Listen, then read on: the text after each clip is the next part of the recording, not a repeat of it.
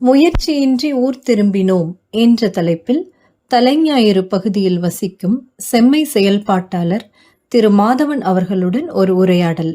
உடன் உரையாடுபவர் சீர்செல்வி. வணக்கம். சென்னை மாநகரத்துல பல நூறு வீடுகளை கட்டிய புகழ்பெற்ற கட்டுமான வல்லுநர் ஆசான் அவர்களின் உரைகள் மற்றும் நூல்களால் ஈர்க்கப்பட்டு உண்மை இதுவே என உணர்ந்து ஊர் திரும்பியவர். மயிலாடுதுறை அருகிலுள்ள தலைஞாயிறு பகுதிக்கு ஊர் திரும்பி மரபு வேளாண்மையை முதன்மை தொழிலாக கொண்டிருப்பவர். இவர் மனைவி மலரி மற்றும் மகன் நெறியோன் மூவரும் ஆசானின் கருத்துக்களின் மீது மீளா பற்று கொண்டவர்கள், செயல்பாடு மிக்கவர்கள். தலைஞாயிறு பகுதியில் பல செம்மை குடும்பங்களை இன்றும் அரவணைத்து அழைத்துச் செல்பவர். அந்த பகுதிக்கு இவர்கள் புதியவர்கள் என்றாலும் இன்று இவர் குடும்பத்தினரை அறியாதவர்களே இல்லை. செம்மை கருத்துக்களை, கொள்கைகளை உள்வாங்கி அதை தன் வாழ்க்கை முறையாகவே மாற்றிய செம்மை செயல்பாட்டாளர் திரு மாதவன் அவர்களுடன் உரையாடலாம். உடன் உரையாடுபவர் சீர்செல்வி. வணக்கங்க. வணக்கம் சீர்செல்வி. உங்களுக்கு செம்மை பற்றி எப்ப தெரிய வந்தது? ஆசானுடனான உங்களுடைய முதல் சந்திப்பு பற்றி சொல்லுங்க. இது கொஞ்சம் நீண்ட பதிலாவே சொல்ல விரும்புறேன். என்னுடைய குடும்பத்துல நான், என்னுடைய மனைவி மலரி, மகன் நெறியோன், அம்மா 4 பேர் சென்னை வாழ்க்கையில இருந்தோங்க.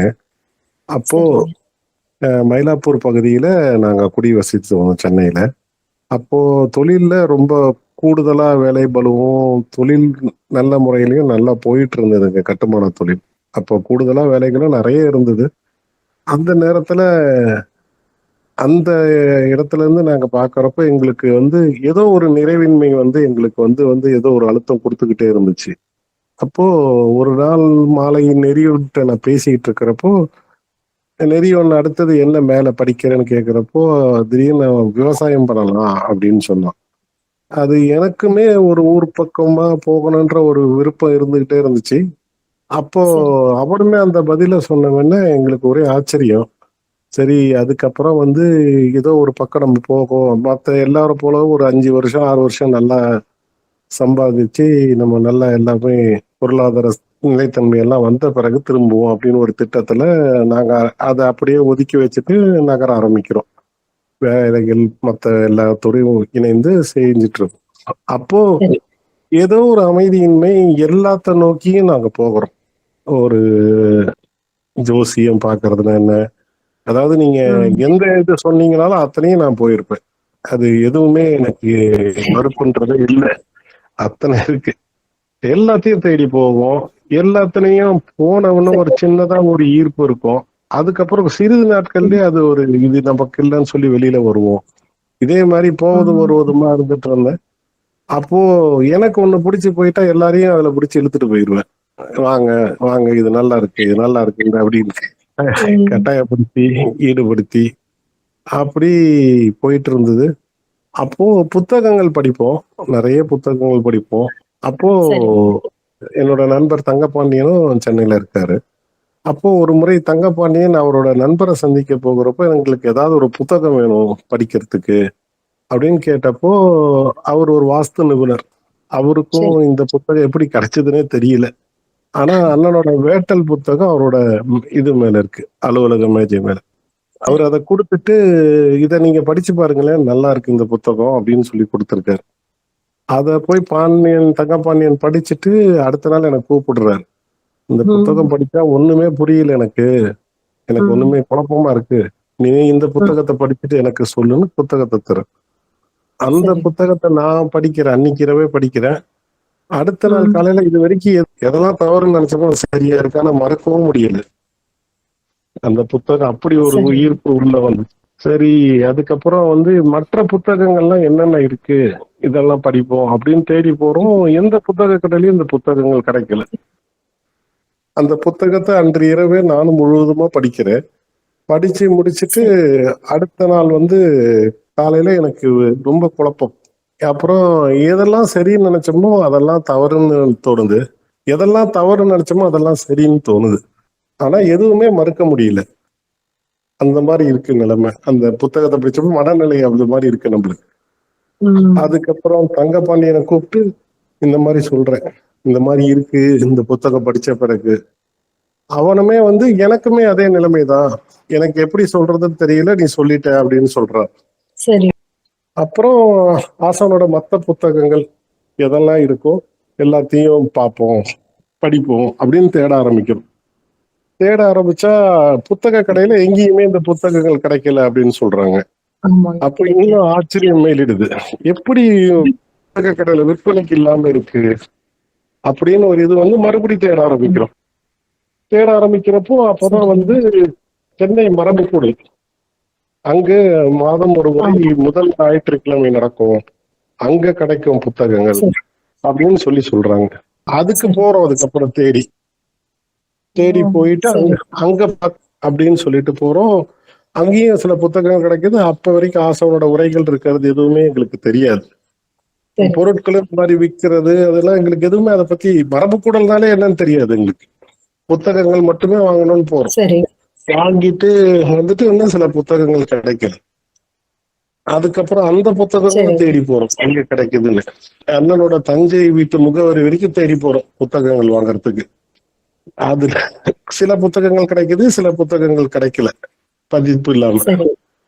சரி. அதுக்கப்புறம் கிடைச்ச வரைக்கும் படிக்கிறோம். அப்புறம் தான் இந்த மாதிரி பொருட்கள் கிடைக்குது, மரபு முறையில் ம். விளைவிக்க பொருட்கள், வீட்டு பொருட்கள், மளிகை பொருட்கள் எல்லாம் கிடைக்குது அப்படின்னு தெரிய வருது. முதல் முறையா 2017 அப்போ வந்துட்டு ஒரு மரபு கூடலுக்கு நானும் நெறியும் மட்டும் போறோம். போயிட்டு அவனை என்ன ம். சொல்லி கூட்டு போறேன்னா, அங்க போனா விளையாடுறதுக்கு நிறைய பேர் இருப்பாங்க, அங்க விளையாடுறதுக்கு நிறைய இருக்கும் அப்படின்லாம் சொல்லி ம். அவனை கூப்பிட்டு போறேன். சரி. ஒத்துக்கவே இல்லை வரத்துக்கு. இல்ல போர் அடிக்கு, அங்க போனா வந்து எனக்கு சரியா வராது, ஆ. இல்ல வான்னு அது. கட்டாயப்படுத்தி கூப்பிட்டு போறேன் அவனை.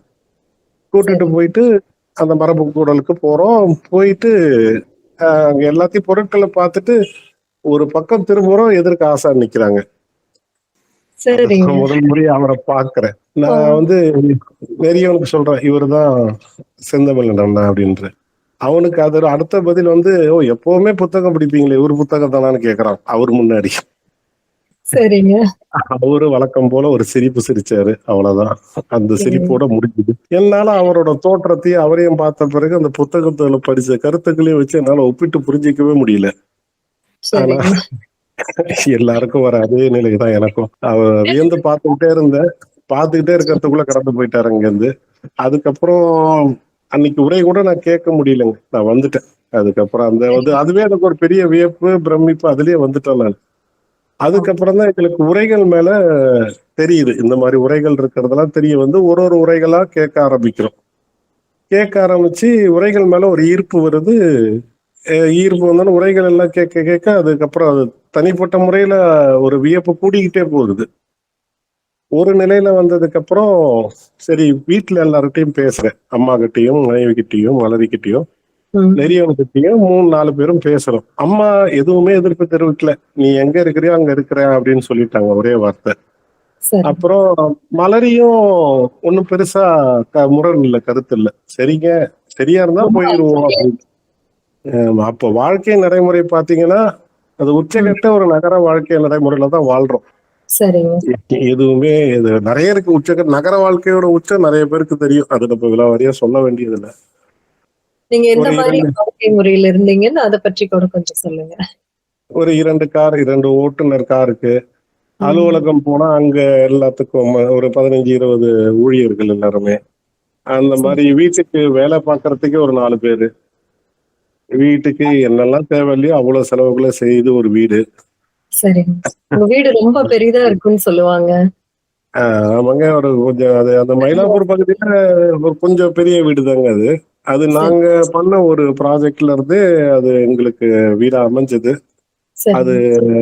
அது மாதிரி அமைஞ்சதுனால கொஞ்சம் முதல் முறையா வாழ்க்கையில நான் வாங்கின முதல் சொந்த வீடு அது. அதனால சரிங்க. அது மேல உள்ள ஈர்ப்புல நிறைய, கிட்டத்தட்ட ஒரு 40 லட்சம் ரூபாய் இருக்கும்னு நினைக்கிறேங்க, செலவு பண்ணி அந்த உள்ள இன்டீரியர் மட்டுமே பண்ணோம். ஓ! அவ்வளவு சரி. செலவுகள் பண்ணி ஆ. அது எல்லாமே அந்த பெருமை ரொம்ப தேவைப்பட்டது. தொழில் அதுல இருந்ததுனால எல்லாரும் ம். வந்து பார்த்தா நம்மளுக்கு நல்லா நம்மளோட வீடு, ஏன்னா நம்ம எல்லாரும் கட்டி கொடுக்குறோம். அப்ப ஆமா. நம்ம வீடு எப்படி இருக்குன்னு பார்க்க வருவாங்க அது ஒரு மதிப்பீடு வேணுன்றதுக்காக பண்ணதுங்க. அந்த தொழில் அதனால உங்களுக்கு அந்த மாதிரி வீடு தேவைப்பட்டது. ஆமாங்க. இப்ப நம்ம அடுத்தது யாருக்குன்னா ஒருத்தருக்கு ஒரு கட்டடம் கட்டி கொடுக்க பண்றோம்னா, நம்ம வீட்டை வந்து பார்க்க வராங்கன்னா, அது அவங்களுக்கு ஒரு ஈர்ப்பு இருக்கணும்ல அப்படின்னு சொல்லிட்டு. அது இல்லாம நம்மளுக்கும் நம்ம வீட்டு மேல ஒரு பற்று.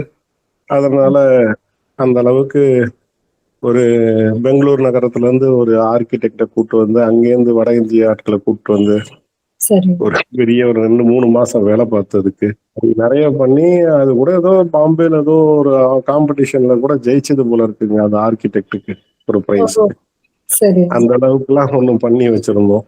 சரி. அதுக்கப்புறமா அது இருந்தாலுமே எங்களுக்கு அந்த இது வந்து கொஞ்ச நாள் தாங்க. அந்த வீட்ல எங்களால சரிங்க. தொடர்ச்சியா இருக்க முடியல. சில சூழல்கள்னால அந்த வீட்ல இருந்து 4 முறை வீடு இடம் மாறுனோம் நாங்க சென்னையிலேயே. ஓ, அந்த சரி. வீட்ல இருந்து வேற ஒரு வீட்டுக்கு போறது, மறுபடியும் அதே வீட்டுக்கு வர்றது, அது மாரி அதுல எங்களால இருக்க முடியல தொடர்ச்சியா. இருந்த ஒரு 8 வருஷத்துல 4 தடவ அந்த வீடு மாறிட்டோம். ஓ, சரி. அப்படி ஒரு சூழல் இருந்தது. அதெல்லாம் புரிஞ்சுக்கல எங்களுக்கு அப்போ. எங்களுக்கு அந்த வீடு ஒவ்வாதுன்னு தெரியல. ஆனாலும் அந்த வீடு மேல உள்ள பற்றுனால மறுபடியும் மறுபடியும் வந்துட்டு இருந்தோம். இது வீட்டோட ம். இது. அப்புறம் ஊர் திரும்பலாம் அப்படின்னு ஊர் திரும்புறதெல்லாம் எங்களுக்கு தெரியலங்க. ஏதோ ஒரு கிராமத்துக்கு போகணும்னு மட்டும் புரியுது. சரி. அப்போ அண்ணனோட சிதம்பரம் மாற்றுப்படை நிகழ்வு வந்து அறிவிப்பு வருதுங்க 2018ல. சரிங்க. அப்போ சரி ஆற்றுப்படை போவோம், ஊர் திரும்புவதற்கான வழிகாட்டல் அது ஒண்ணு மட்டும் தான் எங்களுக்கு மனசுல இருந்துச்சு படிச்சப்போ. சரி நம்ம அதுதான் தேடிக்கிட்டு இருக்கோம் அப்படின்னு சொல்லிட்டு அது கிடைச்சதுங்க. அதுக்கப்புறம் அந்த இது பதிஞ்சிட்டு அந்த சிதம்பரம் போறோம் நிகழ்வுக்கு. சரிங்க. நிகழ்வுக்கு சிதம்பரம் போறோம். போய் பார்த்தோம்னா காலையில 9:30 மணிக்கோ 10 மணிக்கோ நிகழ்வு போட்டிருந்தாங்க. நாங்க 9:30க்கெல்லாம் போயிட்டோம் காலையில சென்னையில. போனா சரி. எதுவுமே தயாரா இல்ல. எல்லாரும் ம். அவங்கவங்க இருக்கிறாங்க. எங்களுக்கு ஒரே ஆச்சரியம். நம்ம இடம் மாறி வந்துட்டோமா அப்படின்ட்டு ஒரு ஆச்சரியம். ஆ, ஏன்னா அது வரைக்கும் நாங்க சென்னையில இருந்த இந்த மாதிரி இதுக்கெல்லாம் போயிருக்கோம் இல்லையா, அந்த மோட்டிவேஷன் கிளாஸ் இந்த மாதிரி நிறைய போயிருக்கோம். அப்பெல்லாம் போறப்ப 7 மணினா 6:55 கதவை சாத்திடுவாங்க. அது அது அந்த மாதிரி ஒரு இதுல பழகி இருந்தோம் நாங்க. சரி. அதுக்கப்புறம் போனா ஒரு நிதானமா ஒரு 11:30 மணிக்கு வந்து சிவபிரகாஷ் அண்ணன் வந்து இன்னும் சிறிது ம். நேரத்துல நிகழ்வு ஆரம்பிச்சிடும்னாங்க. எனக்கு கோபம் வந்துருச்சு. என்ன இது காலையில இருந்து வந்து உட்கார்ந்துருக்கோம் அப்படின்னு சொல்றாங்களேன்ட்டு. அப்போ ம். சிவபிரகாஷ் அண்ணன் சொல்றாங்க, ஆசான் வந்துட்டாரு. ஆசான் கீழே உங்க ம். எல்லாருக்கும் தோசை வச்சிட்டு இருக்காரு. ஓ, அதனால ஒரு சிறிது நேரத்துல ஆரம்பிச்சிடும் அப்படின்னு. எனக்கு சரி. நம்பிக்கை வரலைங்க. அது எப்படி ஆசான் சமைக்கிறாருன்னு சொல்றாருன்ட்டு நான் மாடியில இருந்து கீழே வந்து சமையலறையில பாக்குறேன். பார்த்தா சரிங்க. ஆசானும் சரவணனும் மத்த எல்லாரும் சேர்ந்து சமைச்சிட்டு இருக்காங்க. சரிங்க. நம்ம உண்மைதான் சமையல் பண்றாரு இது அப்படின்னு. ஒரு புதிய அனுபவமா இருந்திருக்கு உங்களுக்கு. எனக்கெல்லாம் அதுக்கு முன்னாடி நான் போன எல்லாமேங்க நம்மள தாண்டி மேடை மேல தனியா உட்கார வச்சிருப்பாங்க அவரை. அவரை நம்ம நெருங்க கூட முடியாது. நிச்சயமாங்க. ஆமா. அந்த மாதிரி ஒரு தொலைவுல இருந்து எல்லாத்தையும் நம்ம பார்த்துட்டு அனுபவப்பட்டு வந்துட்டு இது எனக்கு ரொம்ப ஒரு மாதிரி என்னால அது எப்படின்னு கூட ஒரு சொல்ல தெரியாத ஒண்ணு. இப்படி தூரத்துல இருந்து பார்த்தவங்க இப்படி இருக்கிறாங்களே அப்படின்ட்டு. ஆனா அவரோட கருத்தையும் புத்தகங்களையும் உதயம் கேட்டதுக்கு அப்புறம் என்னால எதுவுமே அவரை அவரை தோற்றத்தை வச்சு என்னால மறக்கவே முடியல. அப்படி ஆமா. அப்படி இன்னும் இருக்கு. வியப்பு ஆனா உங்களுக்கு அதிகமாயிட்டே தான் போகுது ஆசான் மேல. அதிக ஆமா உயர்ந்துகிட்டே இருக்கு. அது என்னால வந்து அது அது எப்படி அந்த உணர்ச்சி வந்து என்ன வியப்பு மேலிட்டுக்கிட்டே இருக்கு. ஆமா. ஆனாலும் அறிவுன்ற உணர்ச்சி வந்து அவரை வந்து எப்படி சமையல் பண்றன்றத பார்க்கணும்னு தோணுச்சு. அதுவும் வந்தேன் நான். அதுக்கப்புறம் பார்த்தா ஒரு 1/2 மணி நேரத்துல நிகழ்வு ஆரம்பிச்சிருச்சு. ஆசான் வராங்க. வந்துட்டு நான் உட்கார்ந்துருக்கேன். பக்கத்துல உட்கார்ந்துட்டாங்க. எனக்கு எனக்கு என்ன எப்படி சொல்றதுன்னு தெரியல. நம்ம பக்கத்துல அவரு உட்கார்ந்துருக்காரா அப்படி சரிங்க. ஆ, அப்படின்ட்டு எனக்கு அவரு நிகழ்வு ஆரம்பிச்சிருச்சு. அவரும் எல்லாரும் போல உட்கார்ந்து நிகழ்வை கேட்டுட்டு இருக்காரு. ஆமா. எனக்கு நம்மளோட சரிசமமா தான் உட்கார்ந்து பேசுவாரு எப்பவுமே. ஆமா ஆமா இப்பவும் அதுதான் அவர் இருக்காரு. எனக்கு அது இன்னும் எனக்கு என் மனைவி வந்து இப்படி அவ்வளவு ஒரு ஆச்சரியத்தோட எனக்கு திரும்பி பாக்குறேன். நானும் அவளை பாக்குறேன். மத்தவங்க எல்லாம் இயல்பா இருக்காங்க. நாங்க 2 பேரும் ஒருத்தருக்கு ஒருத்தர் பார்த்துட்டு உட்கார்ந்தோம். பார்த்துட்டு அதுக்கப்புறம் அந்த நிகழ்வு அப்படியே ஆரம்பித்து போகுங்க. அன்னைக்கு இரவு கூட எனக்கு அங்க தங்கறதுக்கான ஏன்னா இந்த நகர வாழ்க்கை சூழல்லே இருந்ததுனால அங்க தங்கறதுக்கான மனநிலை கூட வரலைங்க. நான் பக்கத்துல சரி. ஒரு இதுல போய் ஹோட்டல்ல போய் ரூம் எடுத்துட்டு அங்க தங்கி இருந்தேன். அங்க தங்கி இருந்துட்டு அடுத்த நாள் நிகழ்வுக்கு மறுபடியும் வந்தோம். மறுபடியும் வந்து அந்த நிகழ்வு முழுவதுமா எங்களுக்கு நிறைய வழிகாட்டுதல் கிடைச்சதுங்க. அந்த நிகழ்வுல தான் அண்ணாவனை வந்து நான் கேள்வி கேட்டேங்க. இந்த மாதிரி நீங்க உங்க வழிகாட்டுதல்லாம் வந்து வேலைக்கு போறவங்களுக்கு வழிகாட்டுதல் ரொம்ப எளிதா இருக்கு ஊர் திரும்புறது. ஏன்னா இந்த மாசம் ஊதியம் வாங்கிட்டு அவங்க ஒரு கடிதத்தை விடுப்பு கடிதத்தை கொடுத்துட்டா விட்டுட்டு வந்துடலாம். ஆனா நாங்க இப்ப சரி. தொழில்ல இருக்கோம். எங்களுக்கு ஒரு சுழற்சி இருக்கு. இப்ப 2 ஆமா, கட்டடம் முடிக்கிறதுக்குள்ள அடுத்த 2 கட்டடம் நாங்க எடுத்துருவோம். அப்போ ஆமா. எங்களோட சுழற்சியில நாங்க எங்க தொழிலை நிப்பாட்டவே முடியாது. நாங்க ஒரு 2 கட்டடம் கட்டுறப்பே எங்களுக்கு அடுத்த முடிவடைறதுக்கு முன்னாடி அடுத்த கட்டடத்தோட இது வந்துடுதுங்க. ஒரு சுழற்சி இருந்துகிட்டே இருக்கு. எப்படி நாங்க இதுல சரிங்க. இருந்து விடுபடுறதுன்னு தெரியல. இதுக்கு என்ன வழிகாட்டுதல்னு சொல்லி நாங்க கேட்டேங்க. அப்போ அப்பதான் அந்த நிலைத்தன்மை அடைவீர்னு சொல்லி ஒரு பதில் சொல்றாரு அண்ணன். அது இணையத்துல கூட வந்துச்சு அப்புறமா. ஒரு நீண்ட பதில். அதுல ஒரு விருப்பத்துல எப்படி நம்ம அடக்காக்குறது, விருப்பத்துல நிலையா இருக்கிறதுன்றத பத்தி சொன்னாருங்க. நீங்க சரி, விருப்பத்துல நிலையா இருந்தா அது நடக்கும் அப்படின்றத பொருத்தமா இருந்ததை தான் உங்களை வந்து அடைந்தே தீரும். அது எதிர்க்கிற வலிமை வந்து இங்க யாருக்குமே இல்லை அப்படின்றது ஒரு கருத்தை ஒரு நெடிய பதில் சொன்னாருங்க. ஒரு சரி, பெரிய வழிகாட்டுதலா இருந்தது எங்களுக்கு அது. சரி, அது அதுக்கப்புறம் சரி மறுபடியும் திரும்பி போயிட்டோம். அப்படி மறுபடி மரபு கூடல் வருவோம், அந்த உரைகள் இருக்கும், அந்த மாதிரி போயிட்டு இருந்தது. இப்படி போயிட்டு இருக்கிறப்போ ஆழியால் மெய்யியல் வந்து வகுப்புக்கு அறிவிப்பு வருது. சரி, முதல் மெய்யியல். அந்த சரி, மெய்யியலுக்கு நாங்க எல்லாம் பதிவுலாம் பண்ணி தயாராயிட்டோம். மெய்யியலுக்கு சரி, கிளம்பிட்டோங்க. கிளம்பி இங்க வழக்கம் போல அந்த நகர வாழ்க்கை இதுல வந்து விமானத்துல போறதா திட்டமிட்டு அது சரி. கோயம்புத்தூர் வரைக்கும் விமானத்துல. சரிங்க, ஆமா ஆமா. அது சரிங்க. இங்க சென்னை விமான நிலையத்துல போர்டிங் போட்டு காத்திருக்கிறோம். மணிமேகலை கூப்பிடுறாங்க. கூப்பிட்டுட்டு இந்த மாதிரி ஆசான் கொஞ்சம் சூழல் சரியில்லாதனால வகுப்பை தள்ளி வைக்கிறோம் அப்படின்னு. எனக்கு சரி. கோவம், சண்டை பிடிக்கிறேன். நான் என்னங்க இப்படி கிளம்பிட்டேன், நீங்க இப்படி சொல்றீங்க அப்படின்ட்டு ஆ, அவங்க கிட்ட சண்டை பிடிக்கிறேன். அப்போ மணிமேகலை நம்ம தொடர்பு கிட்ட சொன்னவொடனே அவங்க கிட்ட கொஞ்சம் கோவமா பேசினவொடனே இருங்க நான் பேசுறேன்னு வச்சுட்டாங்க அவங்க. அப்புறம் பாலு சரி. மறுபடியும் தொடர்பு கொண்டார்.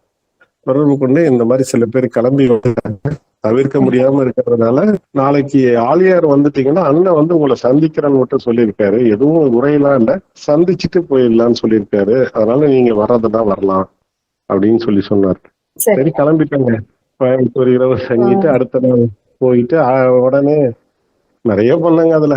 மெய்யியல் கடைசி நாள் போட்டிருந்த டிக்கெட்டை கேன்சல் பண்ணி அடுத்த நாள் நைட்டுக்கு திருப்பி ஃபிளைட் டிக்கெட்டை மாத்தி போட்டு எல்லாம் சரிங்க. பண்ணிட்டு ஒரு கால் டாக்ஸில ஆலியாருக்கு போயிட்டோம் தோட்டத்துக்கு. அங்க போய் வழக்கம் போல காத்திருந்தோம். காலையில 10 மணிக்கெல்லாம் போயிட்டோம் நாங்க. வழக்கம் போல யாருமே இல்லை. பாலுக்கு கேட்டா நாங்க மீன் வாங்க போயிருக்கோம், வர காத்துருங்க அப்படின்னு. மதியம் 3:30 மணி 3:45 மணி இருக்கும் அண்ணா வரப்போ. ஆசான் வந்து ஆமா. வந்துட்டு அதுக்கப்புறம் ஆசான்கிட்ட வந்து எல்லாருமே சேர்ந்து ஒரு உரையாடிட்டு இருக்கோம். அப்ப வந்து மலரி வந்து ஆசான்கிட்ட உரிமையா கேக்குறாங்க.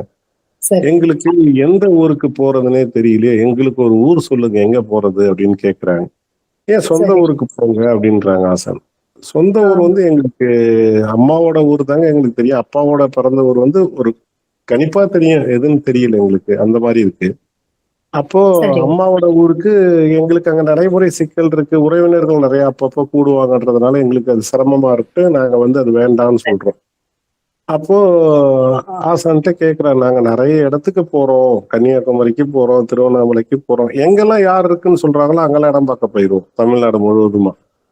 சரிங்க. பயணப்பட்டுக்கிட்டு இருந்தப்போ ஒரு ஒரு அயற்சியில கேக்குறேன், ஏதாவது ஆ, எங்களுக்கு வழிக்கு சொல்லுங்க, ஊர் எதனா சொல்லுங்க நாங்க போறதுக்கு அப்படின்ட்டு. ஒரு சரிங்க. ஒரு ஒரு 10-20 வினாடி கொஞ்சம் அமைதியா இருந்துட்டு ஆசான் வந்து கருவின்னு ஒரு ஊர் பேர் சொல்றாருங்க. மயிலாடுதுறையில இருந்து பூம்புகார் போற பாதையில அந்த ஊர் இருக்குங்க, அது கருவி. ஓ! சரி. அது சொல்லிட்டு அதுக்கு எல்லை வகுத்து தர்றாரு. இந்த பக்கம் சீர்காழி வரைக்கும் பாருங்க, அந்த பக்கம் தரங்கம்பாடி தாண்டி போவாதீங்க, இதுக்கு இடைப்பட்ட இடத்துல பாருங்கன்னு ஒரு எல்லையும் வகுத்து கொடுக்குறாரு. சரி, எல்லை சரி. வகுத்துட்ட பிறகு தேடுதல் எளிது அப்படின்ட்டு. ஆமா. அதுக்கப்புறம் நாங்க வந்து சென்னையில இருந்து வாரமானா அந்த வார விடுமுறை நாட்கள் 2 நாளோ 3 நாளோ தொடர்ந்து மயிலாடுதுறை வந்துடுறது. வந்துட்டு எந்த ம். பக்கம்லாம் யாரெல்லாம் இடம் இருக்காங்களோ சொல்றாங்களோ தேடிட்டு இருக்கிறது, கிளம்பி போயிடுறது. ஒரு 3 சரி, மாதம் இதே மாதிரி தொடர்ந்து நடக்குதுங்க. நடந்துட்டு சரிங்க. ஒரு வாட்டி 4 நாள் விடுமுறை வந்துச்சு. அந்த 4 நாள் விடுமுறையில வந்து எல்லாம் தேடிட்டு ஒண்ணுமே கிடைக்கல. ஒரு ஞாயிற்றுக்கிழமை மதியம் நினைக்கிறேன். ஒரு அயற்சியோட கிளம்புறோம். சென்னைக்கு சரிங்க. போயிடலாம் அப்படின்னு கிளம்புறோம். அப்போ ஆ, நெருங்கிய நண்பர் இங்க இருக்கிறவர் வந்துட்டு, நீங்க சென்னைக்கு போறீங்க இல்லையா? போற வழில ஒரு இடம் இருக்கு. அப்படியே பார்த்துட்டு போயிடலாம் அப்படின்னு சொல்லி கேட்கிறாரு. எனக்கு இருந்த கோவத்துல நான் சரிங்க. அப்புறம் பார்த்துக்கலாங்க, வேண்டாங்க நான் கிளம்புறேங்க அப்படின்னு சொல்லி அவர்கிட்ட கொஞ்சம் சண்டை பிடிக்கிறேன். அவர் என்ன சொல்றாரு, இல்ல சரிங்க. போற வழி தானே பார்த்துட்டு போங்க அப்படின்னு. நான் ஆ, மறுக்கிறதுக்கு காரணம் என்னன்னா, இருட்டுறதுக்கு முன்னாடி வண்டியை ஓட்டிட்டு சென்னைக்கு போயிடலாம். இதுதான் காரணம் அதிகபட்சம் நான் மறுக்கிறதுக்கு. சரிங்க. அயற்சியில அதை சொல்றேன். ஆ, அவரு வற்புறுத்தி கூட்டிட்டு போறாருங்க. அதுக்கப்புறம் அந்த இடத்துக்கு போறோம். ஆ, இந்த தலைஞாயிறு பகுதிக்கு வரோம் அப்போ. வர்றப்போ சரிங்க. நான் இது வரைக்கும் வாழ்க்கையில வராத பாதை. இது வரைக்கும் சரி, நாங்க இது வரைக்கும் பார்த்திராத ஊர் அது. அது சரிங்க. வந்து வரோம். அது நம்ம மெயின் ரோட்ல இருந்து உள்ள ஒரு 2, 3 கிலோமீட்டர் போனாதாங்க நம்ம வயலே வரும். இப்போ வந்து எவ்வளவு உள்ள போறோமே அப்படின்னு ஒரு அயற்சி வருது இன்னும் கூடுதலா. அப்புறம் அங்க போய் இடத்துக்கிட்ட நின்னுட்டு வயல் போய் பாக்குறேங்க. முதல்ல வயல் தான் பாக்குறோம். வயல் சரி, பார்த்தோன்னே அது போற பாதை பார்த்தீங்கன்னா 2 பக்கம் புதற்காடு. நம்ம நடந்து சரி, போனாலே முன்னாடி போற ஆள் தெரியாது. அப்படி ஒரு பாதை. ஆனா சரிங்க. அதுலயும் போய் பார்த்து என்னமோ தெரியல அந்த இடம் பிடிக்குது. சரிங்க. நான் வந்து மலரி கிட்ட கேட்கிறேன், இது என்ன உனக்கு என்ன அப்படின்ற. மலரி உடனே எனக்கும் நல்லாதான் இருக்கு. நம்ம பார்த்துடலாம் அப்படின்னு சொல்லி பேசுறாங்க. சரி சரிங்க. 2 பேருக்குமே விருப்பமா இருந்தவொடனே சரி, சரின்னு சொல்லிட்டோம். சொல்லிட்டு அந்த கிராமத்துல இருந்து கடந்து மெயின் ரோடுக்கு வந்துகிட்டு இருக்கேங்க. அப்போ சரிங்க. மலரி வந்து அந்த இடம் காமிச்சவர்கிட்ட சொல்றாங்க, ஆ, இந்த மாதிரி எனக்கு வந்து ஒரு வாடகைக்கு எதனா வீடு கிடைக்குமா இந்த பகுதியில அப்படின்ட்டு. ஏன்னா வாரம் வாரம் வந்து ஒரு 10, 12,000 ரூபாய் ஆயிடுது ரூம் வாடகை மட்டும் எங்களுக்கு. ஒரு வீடு இருந்துச்சுன்னா வந்து இந்த பகுதியில இடங்கள் பார்க்க கொள்ள எங்களுக்கு வசதியா இருக்கும் அப்படின்னு கேக்குறேன் அப்படி. அப்போ அந்த கிராமத்திலேயே ஒரு வீடு, இப்ப நம்ம இருக்கிற வீடு வந்து காட்டுறாங்க. காட்டிட்டு ஓ! சரி, இந்த வீடு வாடகைக்கு இருக்கு பாருங்க அப்படின்னு சொல்லிருக்காங்க. வீடு சரி. பராமரிப்பு பண்ண வேண்டிய சூழல்ல தான் இருந்துச்சு. ஏனோ தெரியல அந்த வீட்டை மொத்தமா பார்த்துட்டு அந்த முற்றம் பகுதியில வந்து நின்ன பிறகு மலரி சொல்றாப்படி, இந்த வீடு ஆ, விலை கொடுத்தா கூட நல்லா இருக்கும் வாங்கிடலாமே அப்படின்னு ஒரு பேச்சுவாக்குல சொல்றாப்படி. அந்த இடம் காமிச்சவர் இது விற்பனைக்கு தான் இருக்கு. நீங்க தான் வாடகை கேட்டீங்க. அதனாலதான் நான் வாடகைக்குன்னு சொன்னேன். பார்க்கலாங்க, பேசலாங்கன்னு சொல்லி ஞாயிற்றுக்கிழமை சொல்லிட்டு கிளம்பி வராங்க. அடுத்த சரிங்க. வெள்ளிக்கிழமை வந்து 2 பக்கமும் கூப்பிடுறாங்க. வயலுக்கும் கூப்பிடுறாங்க, வீட்டுக்கும் கூப்பிடுறாங்க. கிளம்பி வர்றேங்க. வந்து சரி, 2மே பார்த்து 2மே விலையை இறுதிப்படுத்தி 2த்துக்குமே முன்பணம் கொடுத்துட்டோம். சரிங்க. 5 நாட்கள்ல குடுத்துட்டு மறுபடியும் ஊருக்கு போயிட்டோம். ஊருக்கு ஓ! போயிட்ட பிறகு ம். தொழில்ல இருந்தாலும் உடனடியா கையில வந்து பணம் இல்லைங்க. அதாவது ஆமாங்க. மொத்தமா எடுத்து வாங்குற அளவுக்கு பண தேவைகள் முழுமையா இல்ல. நானும் மலரையும் பேசிக்கிட்டு ஒரு பை வைப்போம். வச்சுட்டு ம். அந்த பையில வர பணங்கள்லாம் உதிரி பணங்கள்லாம் அதுல போடுவோம். சரிங்க. பண்ணிட்டு வருவோம். அதுக்கப்புறம் நாங்க எதுவுமே தெரியாம 1 மாதத்துல பதிவுக்கு சொல்லிட்டு வந்துட்டோம் வீட்டுக்கு. சரிங்க. அதையும் சொல்லிட்டு வந்து ஆ, பார்ப்போம் என்ன நடக்குதுன்னு பார்ப்போம் அப்படின்னு சொல்லிட்டு பண்ணிட்டு வந்துட்டு அதுக்கப்புறம் இயல்பா எல்லா வேலைகளையும் பார்த்துட்டு இருக்கேங்க. பார்த்துட்டு சரிங்க. இருக்கிறப்போ இது பாட்டுக்கு நடந்துகிட்டே இருக்கு. நடந்துகிட்டே இருக்கிறப்போ அந்த 1 மாத காலம் கழிச்சு பார்த்தோம்னா எங்களுக்கே தெரியலங்க. வீட்டு பதியறதுக்கான தொகையும் இன்னும் கொஞ்சம் ம். கூடுதல் தொகை வந்து வயலுக்கு முன்பணம் கொடுக்கறதுக்கும் சேர்ந்துருச்சு. ஆச்சரியம் தாங்க. ஆமா. எதெல்லாம் வராதுன்னு நினைச்சோமோ அந்த பணம் வருது. எது வரணும்னு நான் திட்டமிட்டோமோ அந்த பணம் வரல. அந்த மாதிரி ம். எல்லாமே அமைஞ்சது. அப்புறம் வீடு ம். பதியறதுக்கு நாங்க உறுதிப்படுத்தி வீட பதிஞ்சுட்டோங்க. வீட சரிங்க. பதிஞ்சுட்டு ஒரு மாத காலம் ஆச்சு வீட பதிஞ்சு. இதுக்கிடையில நாங்க இந்த இடத்த முடிவு பண்ணோம்னா அண்ணங்கிட்ட போய் கேட்க ஆசான்ட்ட ஒரு மரபு கூடல்ல. இந்த மாதிரி ம். நாங்க தலைஞாயிறு பகுதியில இடம் பார்த்திருக்கோம். வாங்கலாமா? அப்படின்னு கேட்கிறோம் கருத்து. சரிங்க. அது கேட்ட சரிங்க. உடனே அருமையான பகுதி. நீங்க தாராளமா வாங்கலாம். அது ஒரு தீவு நீங்க பாத்தீங்கன்னா, ரொம்ப ஆமா. விருப்பமான பகுதி. நான் இரு சக்கரத்துல பயணப்படுறப்போ சிதம்பரத்துல இருந்து அந்த பகுதி வழியா தான் நான் செம்மைவனம் போவேன். அதனால ம். ஒரு மாற்று கருத்தே இல்லாம அவங்க வாங்கலாம்னு சொல்லிட்டாங்க. ஒரு சின்ன தயக்கம் கூட இல்ல. சரிங்க. அதுக்கப்புறம் சரி. தான் இந்த முன்னெடுப்புலாம் நடந்துச்சு. நாங்க பேசுனது ம். கொண்டதெல்லாம் அதுக்கப்புறம் தான். ம். பதிவும் நடந்துச்சு. பதிவு நடந்த உடனே அந்த சீரமைக்கிறதுக்காக ஆசான்ட்ட கேட்குறோம். அந்த மாதிரி சீரமைக்கணும், வழிகாட்டுதல் வேணும்னு கேட்குறோம். வராங்க, சரி. வந்து பார்க்குறாங்க. வீட ஆ. முழுமையான்றது எப்படின்னா, ம். அந்த வீட்ல மேல வந்து குறுக்குல மரங்கள்லாம் இருக்குங்க. ஒரு 8 அடி, 9 அடி உயரத்துல. ஆமா. அந்த மரத்து மேல ஏறி ஒவ்வொரு மரமா தாண்டி தாண்டி போறாங்க ஆசான் எல்லாத்தையும் மேல் பகுதி பாக்குறதுக்கு. ஓ! சரிங்க. நானே கீழே இருந்துதான் நிக்கிறேன், என்ன ஏற முடியல. அவங்க எல்லா பகுதிக்கும் வீடு கிட்டத்தட்ட முழுமையா எல்லா பகுதிக்கும் அந்த மேற்கூரைக்கு கீழே இருக்கிற அந்த தடுப்புகள் ஏறி முழுவதுமா போய் பார்த்துட்டாங்க. சரிங்க. அது பார்த்துட்டு அதுக்கப்புறம் வந்து சிறிது நேரம் அமர்ந்துட்டு சொன்னாங்க, ஒரு வயோதிக பெண் மூச்சு விடுற சிரமப்படுற மாதிரி இருக்கு இந்த வீடு, ஆனா ரொம்ப நிறைவா இருக்கு இந்த வீடு, சீரமைச்சா சரியாயிடும் எல்லாமே அப்படின்னு சொல்லி சொல்றாங்க. சரி. இந்த வீட்டை நான் விலைக்கு வாங்குறப்போ, அந்த வீடு பதிகிறப்போ அந்த வீட்டு உரிமையாளர் வந்து 3 லட்சம் ரூபாய்க்கு அதை வந்து இடிக்கிறதுக்கு பேசிட்டாருங்க.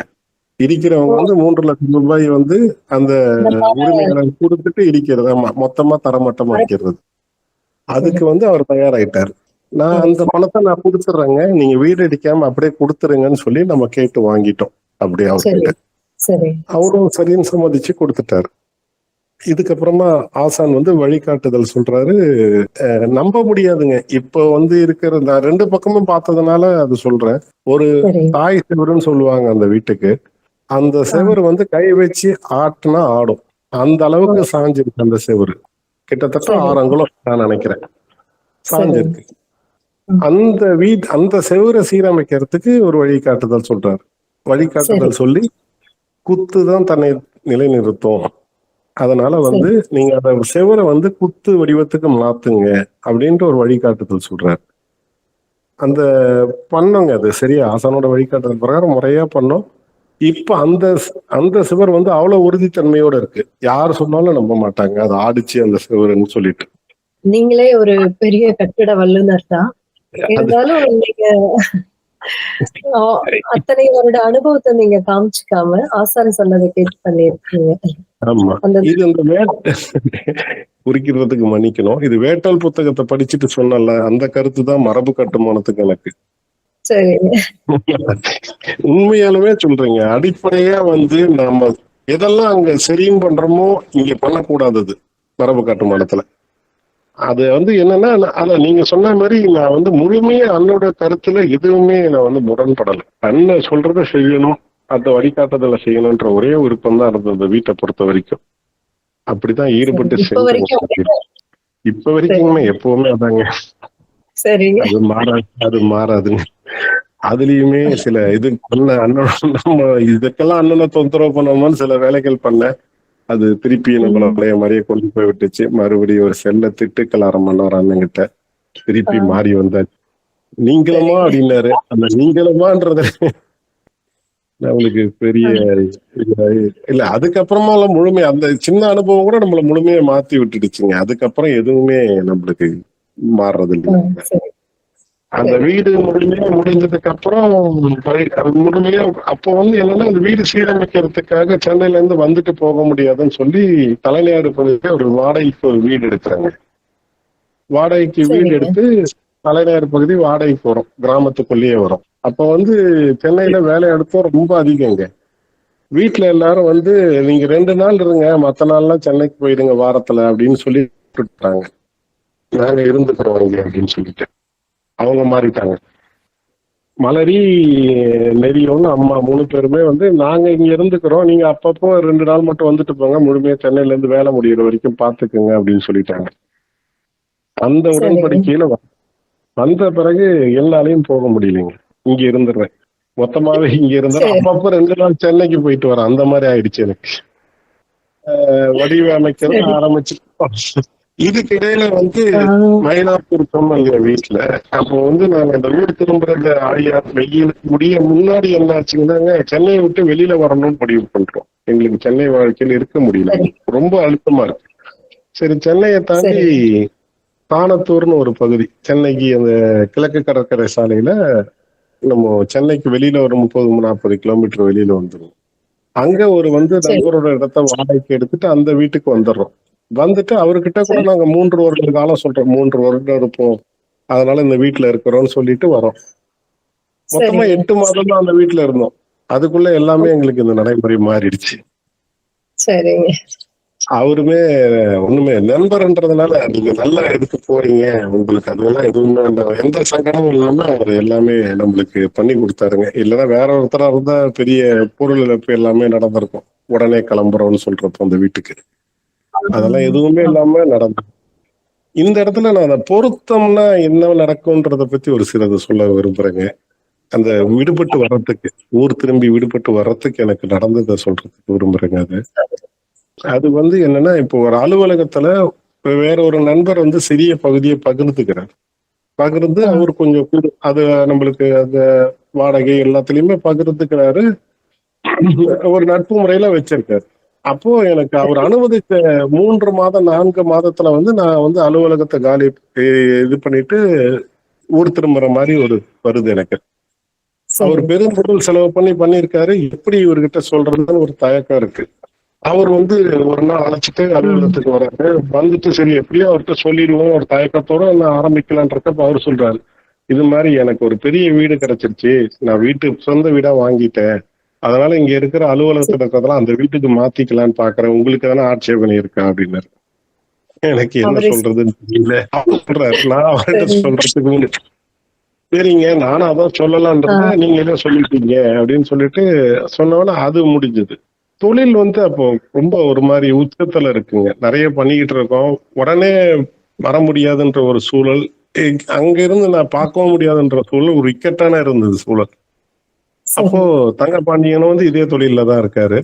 தங்கபாண்டியன் கேட்கிறேன், இந்த மாதிரி நான் ஊர் திரும்பன்னு பார்க்க. அவனும் செம்மைக்கு வரத்துக்கல்ல ரொம்ப உடன்பாடு தெரியும். எல்லாரும் நம்ம செம்மையில எல்லாருக்கும் அவரை தெரியும். அவர்கிட்ட நான் கேட்கிறேன், ஒரு தேநீர் குடிச்சிட்டே 2 பேரும் பேசணும். இந்த மாதிரி நான் ஊருக்கு போலான்னு நினைக்கிறேன் அப்படின்னா, சரிடா போயிட்டு வா அப்படின்னா. இந்த மாதிரி தொழில்லாம் இருக்க, அது என்ன பண்றது நீ பாத்துக்கிறியா? சரி நான் பாத்துக்கிறேன். அவ்வளவுதான். எங்க தொழில் மாற்றம் இந்த 2 நம்பர் உரையாடல்ல முடிந்தது. மொத்தம் அவ்வளவுதான். மொத்தமா அவ்வளவுதான். அதுக்கப்புறம் அவர் பாத்துக்கிட்ட அன்னில இருந்து அவர் பாத்துக்கிட்டாரு. நான் விடுபட்டுட்டேன், நான் வந்துட்டேன். எந்த ஒரு அழுத்தமும் இல்லை. அவர் நெருங்கிய நண்பர் பாத்துக்கிறதுனால எனக்கு எந்த ஒரு சிக்கலும் இல்லை. அந்த தொழில இருந்து விடுபடுறது, அந்த தொழில் முழுமையா நான் எடுத்த தொழில்கள் அத்தனையுமே முழுமை அடையறதுக்கு அவர் மொத்தமா பண்ணார் கூட இருந்து. ஒரு 2 வருட காலமாச்சு அது பண்றதுக்கு. ஆனா முழுமையா முடிச்சுட்டாரு அவரு. அதனால அந்த அழுத்தமும் இல்லை. இங்கே வந்து நாங்க வீடு சீரமைக்க ஆரம்பிக்கிறோம். அப்ப பெருந்தொற்று ஆரம்பிக்குது. சரியா, வீடு சீரமைக்கிறதுக்காக நாங்க ஒரு பொருள் திட்டம் வச்சிருக்கோம். இந்தந்த பொருள்லாம் வந்தா இது பண்ணிடலாம்னு பாக்குறோம். இந்த வீடு வாங்கினா மாதிரியே தான், எந்த பணமும் வரல. வீடு சீரமைக்கிறதுக்கு வரல. ஒரு நெருக்கடியும் இல்லைங்க. ஆனா ஏதோ ஒரு பணம் வந்துகிட்டு இருக்கு. நெருக்கடி இல்லை, கடன் இல்லை. ஏதாவது ஒரு 7-8 வருடத்துக்கு முடியாது வராதுன்னு நான் கைவிட்ட பணம்லாம் எனக்கு வருது. இது வரவே வராது அப்படின்னு கைவிட்ட பணம் வருது கைக்கு. அத வந்து நாங்க பண்றோம். எல்லாம் முழுமையா முடியுது. வீடை முடிச்சுட்டு நாங்க வீட்டுக்கு, அந்த வாடகை வீட்டுல இருந்து அந்த வீட்டுக்கு குடி போற நேரம் வருது. பார்த்தா எந்த ஒரு நான் வந்து இன்னொன்னு சொல்லணுங்க இந்த இடத்துல. நான் வந்து நகரத்துல இருந்து வெளியேறணும்னு நினைச்சோம்னா அண்ணனோட ஒரு வழிகாட்டல் வந்து எந்த ஒரு கடனும் இல்லாம வரணும் அப்படின்னு சொல்லிட்டு, எல்லாமே நம்மளுக்கு இருக்கக்கூடாது அப்படின்னு நினைச்சு ஒவ்வொன்னுத்தையா நான் முடிச்சிட்டு வரேங்க. அதாவது காருக்கு இருந்த இஎம்ஐ, அதுக்கப்புறம் வீட்டுக்கு நான் ஆரம்பத்திலேயே கடன் வாங்கலீங்க. அது நம்ம தொழில இருந்தே பண்ணதுனால அதுக்கு கடன் இல்லை வீட்டுக்கு. இன்சூரன்ஸ் பாலிசி நிறைய பே பண்ணிட்டு இருந்தேங்க. மாசத்துக்கு ஒரு 60-70,000 ரூபாய் கட்டுவேன். அந்த மாதிரி கட்டிட்டு இருந்தேன். அப்ப எல்லாத்தையும் முடிக்கிறோம். வேண்டாம், மெடிக்ளைம் பாலிசி அதான் என்னெல்லாம் உண்டோ எல்லாமே உண்டு, எல்லாத்தையும் முடிக்கிறேங்க. அந்த இன்சூரன்ஸ் எல்லாத்தையும் முடிச்சு, ஏதோ ஏகப்பட்ட சிக்கல் பண்றாங்க அவங்க முடிக்கிறதுக்கு. இருந்தாலும் பரவாயில்ல, எவ்வளவு நட்டமா இருந்தாலும் பரவாயில்ல, நம்ம முடிக்கணும் அப்படின்னு முடிச்சு ஒரு தொகை ஒரு 18-19 லட்சம் ரூபா வருதுன்னு நினைக்கிறேங்க. அது மொத்தமா முடிச்சுட்டு மொத்தமா நம்ம வந்து ஒரு வண்டி வச்சுக்கோ, அதுக்கும் நம்மளுக்கு கடன் எதுவும் இருக்கக்கூடாதுன்னு சொல்லிட்டு அப்படியே கொடுத்து ஒரு கார் எடுத்துக்கிறோம் கடன் இல்லாம. ஊருக்கு நாங்க திரும்ப பாத்தீங்கன்னா எந்த ஒரு மாதத்துக்கு இவ்வளவு எனக்கு உடனடியா தேவைன்ற மாதிரி எந்த ஒரு அழுத்தமும் இல்லைங்க. அப்படிதான் நாங்க ஊருக்கு திரும்பினது. கடன் முழுமையா கிடையாது. அது ஒரு அது அதுக்கப்புறம் பிற்பாடு ஊர் நடவடிக்கையில வந்ததுக்கு அப்புறம் அது என்னன்றதை உணர முடிஞ்சுது மொத்தமா. அப்ப தெரியல. ஆனா அப்போ வந்து வழிகாட்டுதல் பேர்ல அது மறுப்பே சொல்லலாம். அது ஏன்னா வழிகாட்டுதல் அதுதான் எனக்கு. எதுவுமே இருக்கக்கூடாது அப்படின்னு சொன்னதுனால எல்லாத்தையும் முழுமையா முடிச்சுட்டு வந்துட்டோம். ஒரு இது கூட இல்லை. அதே மாதிரி வீடு சீரமைச்சு சீரமைக்கிறப்பையும் பாத்தீங்கன்னா என்ன இது இருந்தோ அதே மாதிரி தாங்க இருக்கு. எல்லாமே முடிஞ்சு நிலமும் பதிவு முடிஞ்சிருச்சுங்க. வீடு சீரமைக்கிறதுக்குள்ள நிலப்பதிவும் முடிஞ்சிருச்சு எங்களுக்கு எல்லாமே. அந்த பெருந்தொற்று காலத்துல எங்களுக்கு எல்லாமே நடக்குது. வீடு சரிங்க. நிலம் பதியணும். ஊர் திரும்பி வாடகை வீட்டுல இருந்து நான் பண்ணிக்கிட்டு இருக்கிறோம் வீடு சீரமைக்கிறது. அப்ப பாத்தீங்கன்னா பெருந்தொற்று காலத்துல எல்லாருக்கும் சிரமம். வேலைக்கு ஆட்கள் கிடைக்க மாட்டாங்க. எனக்கு என்னன்னா வந்த ஆட்கள் வெளியில வேலைக்கு எங்கேயும் போகாம முழுவதுமா இங்கேயே தங்கிட்டாங்க. வேற எங்கேயும் போக முடியாது. ஒரு 20-25 பேர் தொடர்ச்சியா வேலை செய்யறாங்க. பரவாயில்லையே. அந்த வேலை ஆட்கள் இல்ல, மூலப்பொருட்கள் இல்ல, நெருக்கடி இல்லாம போயிட்டு இருக்கு எல்லா வேலையும். மூலப்பொருட்கள் பொறுத்த வரைக்கும் பெரும்பாலும் இந்த கட்டடத்துல பிரிச்ச மரங்கள் தான் நாங்க பயன்படுத்துவோம் எல்லாமே. அந்த வீடு சீரமைச்சதுன்னு பாத்தீங்கன்னாங்க, அதையும் ஒரு சிறிதா சொல்லிடுறேங்க நான் எப்படின்னு சொல்லிட்டு.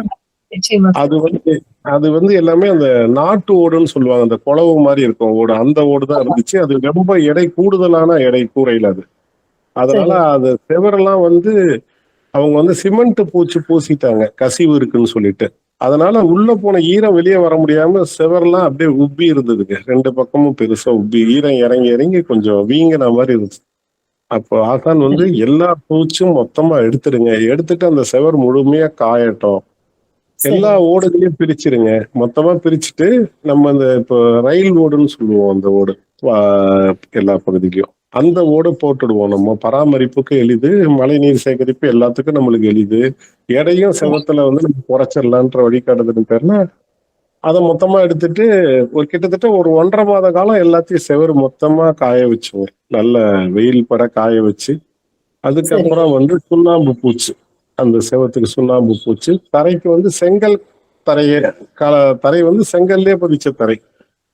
அது எதனாலன்னா அது கீழே இருந்து ஈரமோ வெப்பமோ மேல வரும், மேல இருந்து வெப்பமோ ஈரமோ கீழே போக, ரெண்டுத்துக்கும் புணர்ச்சி இருக்கும் அப்படின்னு சொல்லிட்டு அது ஒரு வழிகாட்டுதல்ல அந்த தரை அமைப்பு.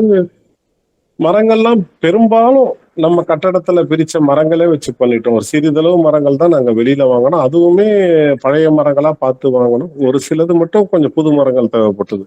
பெரும்பாலும் பொருட்கள் அங்க இருந்த பொருட்கள் தான் எடுத்து நாங்க பயன்படுத்தணும் மொத்தமாவே. அது முழுமையா அடைஞ்ச பிறகு பார்த்தா ஒரு ஆச்சரியமா இருக்கு, எப்படி இது இப்படி மாறுச்சுன்னு தெரியல. அது தாய் சவர் உட்பட சொன்ன இல்லைங்களா, அந்த சீரமைப்புல அந்த மாதிரி ஒரு வடிவமைப்புல அந்த இப்ப வரைக்கும் ரொம்ப நிறைவா இருக்குங்க. வீடு அண்ணன் மரபு கட்டுமான வகுப்புல சொல்லுவாங்க, வீடு மூச்சு விடும். அது உணர முடியுது எங்களுக்கு அந்த மாதிரி. இல்ல, அந்த மரபு இல்லம் பற்றி செம்மை மக்கள் எல்லாருக்குமே தெரியும். நாங்க இந்த பட்டினத்தார் பயிலத்துக்கு அண்டவியல் மஞ்சள் விழா இந்த மாதிரி எப்ப வந்தாலும் பல குடும்பங்கள் அங்க வந்துட்டு தான் போவோம். ஆமாங்க, அது ஒரு பெரிய நினைவுங்க. நான் கூட அவங்க காந்திமதி அவங்க கிட்ட பேசுறப்ப சொல்லியிருந்தேங்க ஒரு வாட்டி, இது செம்மைவனத்தோட மினியேச்சர் மாதிரி தான் இந்த வீடு இருக்கு. திடீர்னு 2 பேர் இருக்கோம், திடீர்னு 60 பேர் இருக்கோம். எங்களுக்கு இந்த வீடு ஆச்சரியத்தை. ஆமாங்க, எங்களுக்கே ஆச்சரியங்க. அன்னைக்கு 60 பேர் படுத்திருக்கோம், 60 பேரும் பற்றாக்குறை இல்லாம அந்த வீட்டுல படுத்திருக்கோம். எனக்கு அது புரியவே இருக்குங்கிற ஒரு இதே இல்லைங்க, நெருக்கடியே இல்ல. ஆனா ரொம்ப இயல்பா இருக்கு. அந்த வீட்டுல எத்தனை பேர் வேணா இருக்க முடியுது, அதான் அந்த வீட்டோட சிறப்பு. ஆமாங்க, அது என்னன்னே அது ரொம்ப ஆச்சரியம் தர விஷயம் தான். நீங்க சொன்ன மாதிரி வியப்புதான் வருது அந்த வீடு. அது மாதிரி அந்த சீரமைப்பு முடிஞ்ச பிறகு ஆசான் ஒரு தடவை வராருங்க. வந்துட்டு வீடை பார்த்துட்டு சொல்றாரு, அதே மாதிரி கொஞ்ச நேரம் அமைதியா இருந்துட்டு சொல்றாரு, இப்பதான் ஒரு இளம் குமரி ஓடி ஆடுற மாதிரி இந்த வீட்டை என்னால உணர முடியுது அப்படின்னா. சரிங்க. ஒரு வயதானவங்க வீட்டோட சிரமப்படுறேன்னு சொல்லிட்டு சீரமைப்புக்கு அப்புறம் அவ்வளவு ஒரு நிறைவா அவர் சொன்னாருங்க. அது வயதானவங்க மாறிட்டாங்க. ஆமாங்க. இதுல இன்னொன்னு சொல்லணுங்க, அந்த வீட்டு பின்னாடி ஒரு கிணறு இருந்துச்சுங்க பயன்பாட்டுக்கு. முதல்ல அவங்க கிணற பராமரிக்க முடியலன்னு சொல்லிட்டு மொத்தமா அந்த கழிவுகள், அதாவது அந்த கட்டட கழிவுகளை கொட்டி மூடிட்டாங்க. கிணறு இருந்த இடம் சூடே தெரியாம போயிடுச்சு. அது தோட்டமும் அதோட ஒரே இடமா இருந்துச்சு. ஆனா அவங்க குடுக்கறப்ப சொன்னாங்க, இந்த இடத்துல கிணறு இருந்தது, நாங்க மூடணும்னு மட்டும் ஒரு பகுதியை காட்டுறாங்க. சரி, நம்மளுக்கு கிணறு மேலேயும் விருப்பம் அதிகம், வேணும் கிணறு வேணும் அப்படின்ற விருப்பம் இருந்துச்சு. அதுக்கப்புறம் அது எடுக்க ஆரம்பிக்கிறோம், தூர் வார ஆரம்பிக்கிறோம். கிட்டத்தட்ட ஒரு 15-16 அடி எடுக்கிறப்பே தண்ணி வந்துருச்சு. அந்த தூர் வர்றப்போ மொத்தமே ஒரு 30 அடி தான் கிணறு. அது கிணறு ஓ! பார்த்தா சரி. கீழே முழுமையா அந்த கட்டுமானம் அப்படியே இருக்குங்க. ஒண்ணுமே சேதமடையல. எதுவுமே சேதமாகல. சரிங்க. ஆமா. தரைக்கு கீழே அப்படியே இருக்கு. அதுக்கப்புறம் முழுமையா தூர் வாரிட்டு மேல கிணற மட்டும் தூக்கி கட்டிட்டு, இன்னைக்கு வரைக்கும் அந்த கிணறுல எப்பவுமே ஒரு 10, 12 அடிக்கு தண்ணி இருக்குங்க. அந்த வற்றது அந்த கிணறு நீர் இல்லாம போனதே இல்ல இந்த 4, 5 வருடத்துல எங்களுக்கு. அப்படி ஒரு சரிங்க. ஊத்து இருக்கு அதுல கிணறு. யாருமே அந்த கிணற மூடிட்டு திருப்பி தூர்வாரி பண்ண கிணறுன்னா நம்ப மாட்டாங்க. அப்படி ஒரு இது அதே இடத்துல அதே மாதிரி அமைஞ்சிருச்சு எங்களுக்கு. அந்த வீட குடுத்தவர் வந்து பார்த்துட்டு ஆச்சரியப்படுறாரு. இப்படி இருந்த கிணறா நாங்க மூடிட்டோம் அப்படின்னு சொல்லிட்டு. ஓ! அவரு இப்போ நம்ம சரி, ஊர்ல அடிக்கடி வந்து பாக்குறாங்க. இன்னமும் அவங்க சரி. உறவினர் யார் வந்தாலும் கூப்பிட்டு வந்துடுவாங்க. நம்ம வீடு எப்படி இருக்கு பாருங்க அப்படின்னு சொல்லிட்டு. வேற ஒருத்தர்கிட்ட சொல்லி மறுபடியும் அந்த வீட கேட்டாங்க. நான் கொடுக்க முடியாதுன்னு சொல்லிட்டேன். சரிங்க. இவ்ளோ பண்ணியிருக்கீங்க. எவ்ளோ பெரிய விஷயங்க. எப்படி இருந்த வீட்ட எப்படி மாத்தியிருக்கீங்க? அவரோட வழிகாட்டுதல். அவர் வழிகாட்டுதல் மட்டும்தாங்க. வேற எதுவுமே இல்ல அதுல. அதுல ஒரு விருப்பமா வேலை செஞ்சோங்க அவ்வளவுதான். அண்ணன் சொன்னாரு. சரி, அதுக்கப்புறம் அது தானா நடந்துச்சுங்க. தானா நடக்கிறதெல்லாம் நான் அந்த மாதிரி தாங்க பார்த்தேன். இந்த அலுவலகம் வந்தது, தொழிலது வந்தது, ஊர் திரும்பினது, இடம் அமைந்தது, சரிங்க. வயல் அமைந்தது. எல்லாமே நாங்க வந்து எங்க முயற்சியில ஒண்ணுமே நடக்கலைங்க. அதுவும் அதான் இத ஊர் திரும்புறதுக்கு முன்னாடி சொன்னேன் இல்லைங்களா, எல்லாத்துலயும் இருப்பேன்னு சொல்லிட்டு. அது எல்லாமே நானா தேடி போனதுங்க. சரிங்க. செம்மை அண்ணன் மட்டும்தான் அவரா தேடி வந்தாரு. ஊரு பொருள்ன்றது இப்ப புரியுது. அப்ப சரி. புரியுது. அது எது உண்மைங்கிறது நம்மளுக்கு ஒரு முறை தெரிஞ்சிருச்சுன்னா, மறுபடியும் அத விட்டு நம்ம விலக மாட்டோம். நம்மள தேடி அவங்க வந்தாங்கங்க. நான் நினைச்சாலும் விலக முடியாதுங்க. அவ்வளவுதான். இதுல மாற்றே இல்லை. இது வந்து பேச்சுக்குன்னு சொல்லல. உண்மையா அதுதான். ஆமா. நிச்சயம். அந்த அளவுக்கு எங்களை எந்த அளவுக்கு வார்த்தைகளால் அல்ல, சிந்தனையால கூட வழி நடத்துறாருன்றது சில விஷயங்கள் எங்களால உணர முடியும். அது நாங்க வந்து விலகி விலகில ஒரு முரணான செயல் ஒரு செய்ய போறப்போ ஏதோ ஒரு சூழல்ல எங்களை தடுத்து அண்ணனுக்குமே தெரியாது. நான் என்ன இருந்தாலும் உங்ககிட்ட பகிர்றேன். சென்னை ஊர் திரும்பி நாங்க இங்க வந்ததுக்கு அப்புறமா என்னோட சென்னை சரிங்க. நண்பர் ஒருத்தர் வந்து இந்த வைத்தீஸ்வரன் கோயில்ல நாடி ஜோதிடம் பிரபலம் அவங்களுக்கு. அதை சரிங்க. பார்க்கணும்னு வராரு. நம்ம வீட்டுல சரி. தங்குறாரு. போய் பார்க்கறதுக்கு போறோம். போறப்ப எனக்கு சரிங்க. உடன்பாடு இல்லை. அதுல எப்படி ஆ. உட்கார்றது கொள்றது எனக்கு உடன்பாடு இல்லாம ரொம்ப ஒரு மாதிரி இருக்கு. ஆனா நண்பருக்காக போறோம். போயிட்டு சரிங்க. இருந்துட்டு பெரிய அவர் அந்த அந்த பலன்கள்னு ஒண்ணு சொல்ல ஆரம்பிக்கிறதுக்கு பேசுறாருங்க. அண்ணனோட அழைப்பு வருது. ஓ! அந்த நொடி அழைப்பு சரி. வருது. நான் வெளியில வந்தேன். அண்ணன் கிட்ட பேசிட்டு அப்படியே நான் வீட்டுக்கு வந்துட்டேன். அப்படி இது சரி. எதுனா எது சொன்னாலும் இது ஒரு நம்ப முடியாம இருக்கு. ஆனா அப்படிதான் நடக்குது எங்களுக்கு. அதனால எல்லாமே ஒரு வியப்பும் ஒரு ஆச்சரியமும் தாங்க கலந்து கலந்து இதுல இருக்கு எங்களுக்கு. இப்ப வரைக்குமே அப்படிதாங்க இருக்கு. மனதுக்கு என் முரண்னு ஒண்ணு தோணுச்சுன்னா, அத பண்றது இல்ல. இல்லைங்களா? ஆமாங்க. பொதுவா பெரும்பாலும் தவிர்த்துறதுங்க. அது வந்து நம்மளுக்கு ஒரு பெரிய தடங்கலா ஒண்ணு வந்து நிக்குதுனாலும், அத வந்து நம்ம முயற்சி எடுத்து பண்றது இல்லைங்க. சிலதெல்லாம் பண்ணி திருப்பி ஒரு நம்மளுக்கு வருது. இருந்தாலும் ஆனா பெரும்பாலும் பண்றது இல்லைங்க. தவிர்த்துட்டு வந்தாச்சு. பெரும்பாலும் இல்ல. அப்படிதான் இருக்கிறோம் இப்போ. இது வந்து வீடு சீரமைச்சது வரைக்குங்க. சரிங்க. இதுக்கப்புறம் வந்து பெருந்தொற்று காலத்துல நாங்க இங்க இருக்கிறப்போ, இப்போ பெருந்தொற்று காலத்துல ஒரு பதட்டம் உருவாகுது. அங்க காந்திமதி அழைச்சு இந்த மாதிரி மருது எல்லாரையும் இங்க நம்ம கிராமத்துக்கு வர சொல்லிடுங்கன்னா, இந்த தொற்று கொஞ்சம் இதுவா இருக்கும் போல இருக்கு அப்படின்னு சொல்றாங்க. அப்ப மருது சரிங்க. குடும்பத்தை கூப்பிடுறோம். உடனே அன்னைக்கு இரவே வந்துட்டாங்க. மருது குடும்பம் வந்துட்டாங்க இங்க. நாங்க சரிங்க. வாடகைக்கு இருந்த இடத்துலயே எல்லாரும் கலந்து இருக்கிறோம். அதுக்கப்புறம் அந்த பெருந்தொற்று முடியுது. முடியிறப்போ சரி இங்க ஒரு எல்லாருக்குமான நிலப்பரப்பு ஒண்ணு இருந்தா நல்லா இருக்கும் அப்படின்னு நாங்க நிச்சயம். பார்க்க ஆரம்பிக்கிறோம். ஒரு 30 ஏக்கர் ஒரு நிலப்பரப்பு அமையுதுங்க. அமைந்து எல்லாருமே நம்ம செம்மை மக்களே எல்லாரும் பகிர்ந்துக்கலாம். பக்கத்துல நம்ம இடம் வாங்கினதுக்கு அருகாமையிலே கிடைக்குதுங்க. வயலுக்கு அருகாமையிலே கிடைக்கும். சரி. சரி எல்லாரும் வாங்கி அங்க பகிர்ந்துக்கலாம் அப்படின்னு சொல்லிட்டு அப்போ யார் யாருன்னு திட்டமிடுறப்போ ஒரு சில பேர் விருப்பமா அதுலயே இணையறாங்க. மருது, நெடியோனண்ணா, ம். நங்கைக்கு, அதுக்கப்புறம் ஆனந்த் செல்லையா, சரி. அதுக்கப்புறம் சிவபிரகாஷ் அண்ணன், சங்கர், சரி. அதுக்கப்புறம் தங்கபாண்டியன், பன்னீர், இந்த மாதிரி எல்லாரும் இணைந்து அந்த இடத்த பகிர்ந்து எடுத்துக்கலான்ட்டு பாக்குறோம். ஏதோ ஒரு நடைமுறையில அந்த இடம் மறுபடியும் ஒரு சிக்கலா வந்து நிக்குது. முடியல. எல்லாமே இறுதிப்படுத்தி பண்றப்ப நிக்குது. மறுபடியும் எல்லாருக்கும் விருப்பம் ஆயிடுச்சு. எல்லாரும் சேர்ந்து அண்ணங்கிட்ட போய் ஆசான்கிட்ட கேட்கிறோம். இந்த மாதிரி தரங்கள் ஆயிடுச்சு, இவ்வளவு முடியிற நேரத்துல இருந்து அது சில சீரமைப்புகளை காத்திருக்கு. அது சில சீரமைப்பெல்லாம் முடிச்சுட்டு முழுமையா வந்து சேரும். நம்ம எல்லாரும் மற்ற வேலைகளை பார்ப்போம் அப்படின்னு சொல்லிட்டு போயிட்டாங்க. இது நடந்து ஒரு 2 மாசம் கழிச்சு அந்த உரிமையாளரே மறுபடியும் அழைக்கிறார். அழைச்சி இந்த மாதிரி எல்லாம் சரியாயிடுச்சு, நீங்க எப்போ வரீங்கன்னு பேசலாம் மறுபடி. எங்களுக்கு அப்பவும் ஆச்சரியம் தான். சரி போறோம். அதுக்கப்புறம் அந்த பதிவு நடைமுறைகள் எல்லாமே வந்து ஒரு சிறு தரங்கள் இல்லாம நடக்குது. அவர் ரொம்ப பிரியப்பட்டு கொடுக்குறாரு, அந்த இடத்த கொடுக்குறவர்.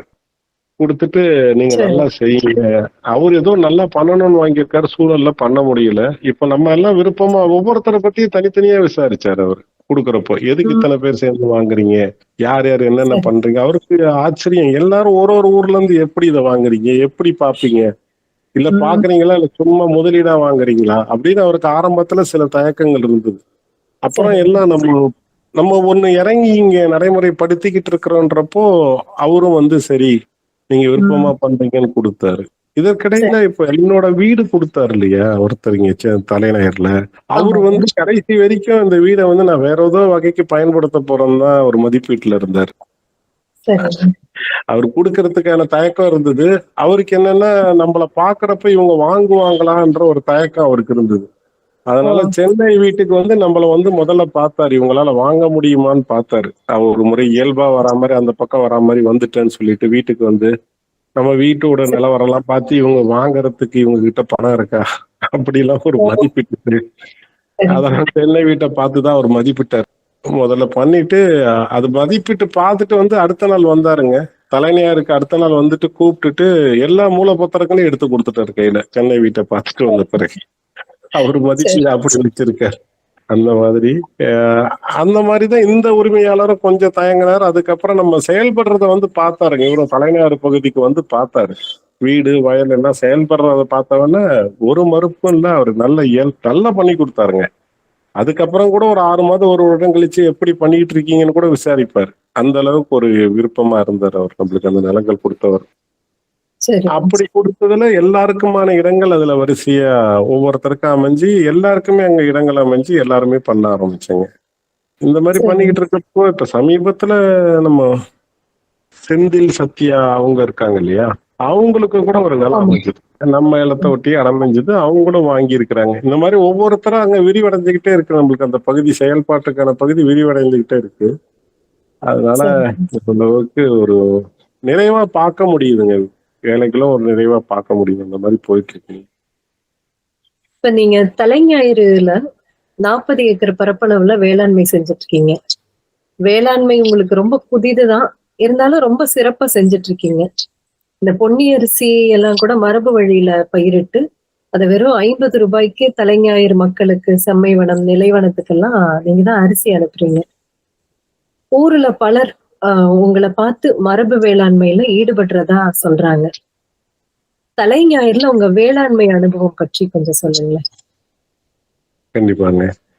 தலைநகர் வேளாண்மை எங்களுக்கு வந்தப்போ ஒண்ணுமே தெரியாது. அதான் மொத்தமா நகரத்துல இருந்துட்டு வந்த எங்களுக்கு வந்து அந்த வரப்புல நடந்து போறதே பெரிய சிரமங்க. அப்படி ஒரு வாழ்க்கை தான் இருக்கு. ஆ. நம்மளுக்கு நிலம் கொடுத்தவங்க வந்து என்ன சொன்னாங்கன்னா, நீங்க நிலம் வந்து நாங்க வெறும் அறுவடை முடிச்சுட்டு கொடுத்துட்றோம். அடுத்து இந்த பச்சை பயிர் வந்து இங்க மானாவாரியா தெளிப்பாங்க, தாளடின்னுவாங்க. சரி.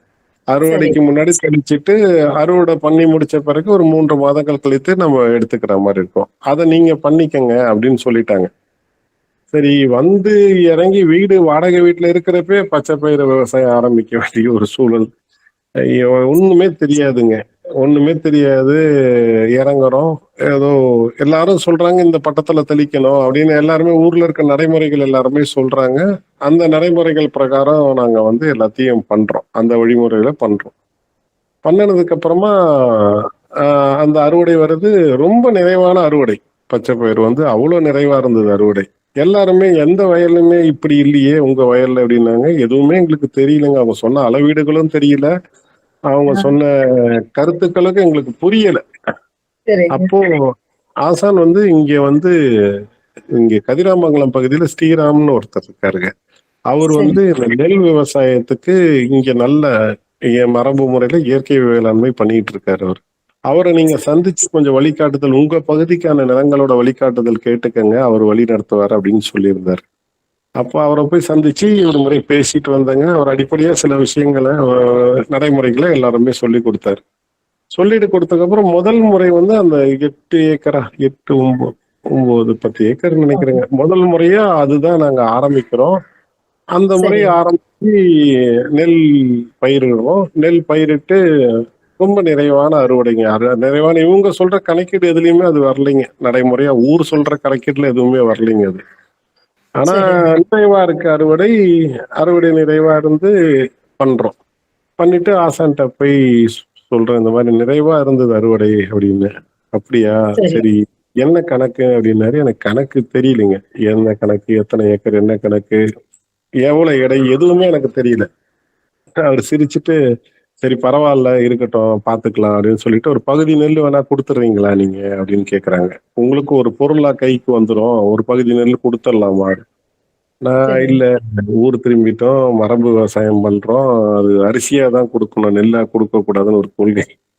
அந்த கொள்கையின் அடிப்படையில இல்லைண்ணே கண்டிப்பா வந்து நம்ம வந்து நெல்லா இல்ல அரிசியா தான் கொடுக்குறோம் அப்படின்னாலும், சரி பண்ணுங்க அப்படின்னு எப்பவும் போல மறுப்பு சொல்லல, பண்ணுங்கன்ட்டு போயிட்டேன்.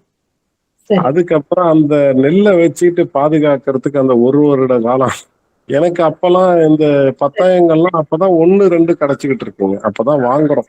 1 2 ம். கிடைக்குது. நம்மளால அதை முறையா வைக்க முடியல. இடங்கள் சரி. இருக்கு, பெரிய இடங்களா இருக்கு. பொருட்களை பாதுகாத்து வைக்க முடியல. ஒரு பெரிய சிரமமா இருக்கு. அந்த ஒரு வருட காலம் அனுபவம் தான் அண்ணன் வந்து பகுதி நேர்ல ஏன் கொடுக்க சொன்னான்னு புரிஞ்சுது, சொன்னாருன்ட்டு. அதுக்கப்புறம் அது படிப்படியா அந்த இது ஆரம்பிக்குதுங்க. நெல்லு, அரிசி விற்பனைக்கு தரோம். அந்த மாதிரி நெருங்கிய நண்பர்கள், நம்ம செம்மை உறவுகள் யார் கேட்கறாங்களோ அவங்க அவங்களுக்கு அப்படியே கொடுத்துட்டு இருக்கோம். அப்பதான் பகுதிகள் பகுதி பகுதியா விரிவடையுதுங்க. இந்த நம்ம 30 ஏக்கர் வாங்குறது எல்லாமே விரிவடையுது. ஒரு கட்டத்துல விரிவடைந்ததுக்கு அப்புறம் பார்த்தோம்னா, நம்மளுக்கு வந்து ஒவ்வொரு முறையும் ஒரு அனுபவம் கிடைச்சிக்கிட்டே இருக்குங்க இதுல. இதுல முதல் முறை பண்றப்போ நம்ம எதுவுமே பண்ணலைங்க. களை கூட எடுக்கல. இப்ப வந்து இது என்னன்னா, அது எப்படி எந்த முறையில எப்ப எடுக்கணும்னு தெரியல. அது எடுக்கணும்னு போறப்போ நான் சொன்னேன் இல்லைங்களா, பொருத்தமற்றது தவிர்க்கப்பட்டுச்சுன்னா விட்டுறேன்னு சொல்லிட்டு. அந்த மாதிரி ஆமா. 2 3 முறை களை எடுக்க போனப்போ களை எடுக்க முடியல. அந்த சூழல் அமையல. ஒரு விடுபட்டு வந்துகிட்டே இருந்துச்சு. சரி எதுக்கு அதை விட்டுருவோம், எடுக்க வேண்டாம் அப்படின்னு சொல்லிட்டு விட்டுட்டோம். நேரடியா நாங்க நடவு பண்ணிட்டு அறுவடைக்கு தான் போனோம். அது வரைக்கும் சரி. சீரா நீர் மட்டும் வச்சுட்டு அதை பார்த்துட்டு ஒவ்வொரு முறையும் போறது, அது எந்தெந்த முறையில அது எப்படி நிக்குதுன்றத பார்த்து ஒரு மாதிரி ஆசைப்படுறது, ஒரு மாதிரி சந்தோஷப்படுறது, இப்படியே போயிட்டு அறுவடைக்கு போயிட்டோம். அறுவடையும் நிறைவாயிடுச்சு. சரி. இது மாதிரி எல்லாம் போகிறப்போ அடுத்த 2வது வருடம் வந்து 3வது வருடம் வந்து நாங்க வந்து விதைப்புக்கு போலாம் அப்படின்னு ஒரு திட்டமிடுறோங்க. சரி. விதைப்புக்கு போலான்னா, அதான் விதைப்பு. ஏன்னா இது வேலை எளிது என்ற ஒரே காரணத்தை நோக்கி அதை நோக்கி போறோம். சரி. அதுக்கு நாங்க முன்னாடியே நிலங்களை வந்து முறையா அதை தயார் பண்ணணும் கொள்ளணும்ன்றதெல்லாம் விட்டுட்டு நேரடியா விதைப்புக்குன்னு போய் நிக்கிறோம். அது ஒரு பெரிய பரப்பள போட்ட பிறகுதான் அது தெரியுது, அது எவ்வளவு நிலை. அந்த நிலங்களை வந்து நம்ம முன்கூட்டியே என்னெல்லாம் பண்ணியிருக்கணும்னு அப்பதான் தெரியுது. ஒவ்வொரு நிலையில அதை கடந்து வரப்போ அதை வந்து நம்ம கோடையிலேயே வந்து ஒரு புழுதி ஓட்டி வைக்கணும், நல்லா தூளாக்கி 2 புழுதி வைக்கணும். நம்ம சேறு வச்சு நெல் விவசாயம் பண்றதுக்கு முன்னாடி 15 நாள் தண்ணி நிப்பாட்டி இருக்கிற களைகள்லாம் அழுகணும். இந்த மாதிரி எல்லாமே அது விதைப்பு போனதுக்கு அப்புறம் ஒன்னொன்னா புரியுதுங்க அது. ஓ! அந்த விதைக்கு வந்து வெறும் 1 ஏக்கருக்கு 1 மூட்டை அப்படிதான் அறுவடை ஆச்சு எங்களுக்கு. சரி. அதுவும் ஒரு அது பாடம் தான் இல்லைங்களா?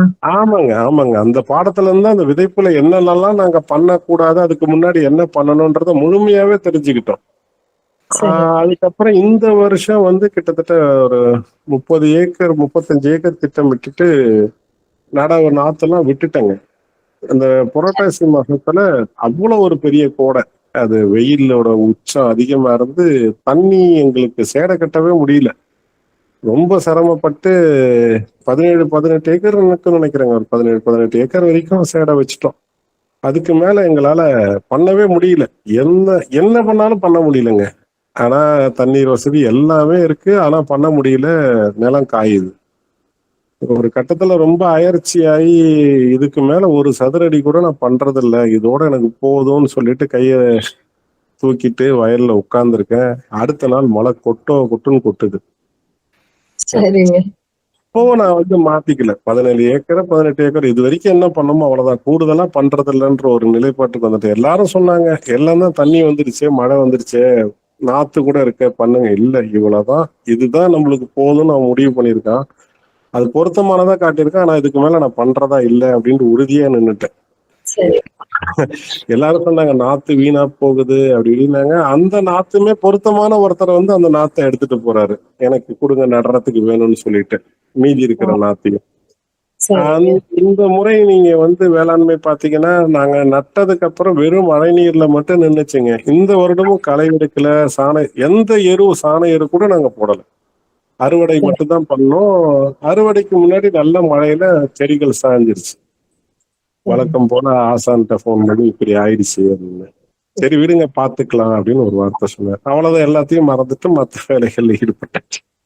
ஈடுபட்டு சரிங்க. அறுவடை வந்து அவ்வளவு நிறைவுங்க. அந்த அளவுக்கு ஒரு நிறைவான அறுவடை.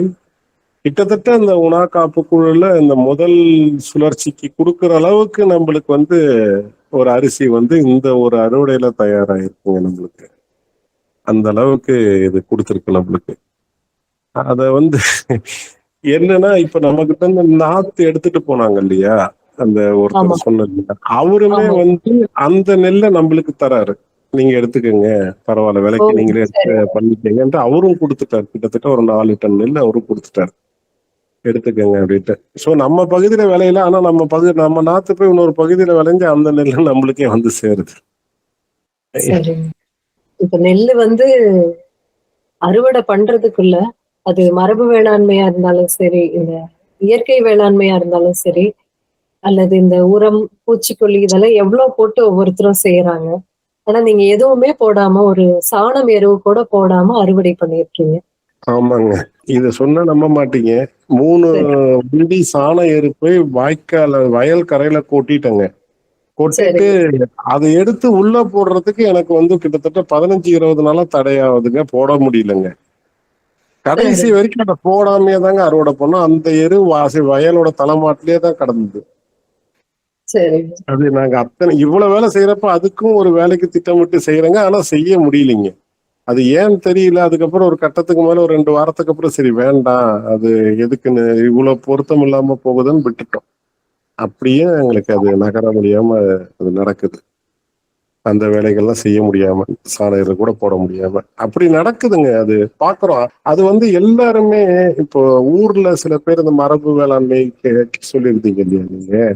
முதல் முறை நம்ம அறுவடை பண்ணி வச்சவொடனே என்ன இவ்வளவுதான் நெல்லா, எல்லாம் இவ்வளவுதான் நெல்லான்னு ஒரு மாதிரி அவங்களுக்குள்ளேயே பேசிக்குவாங்க. நம்ம கிட்ட வரமாட்டாங்க.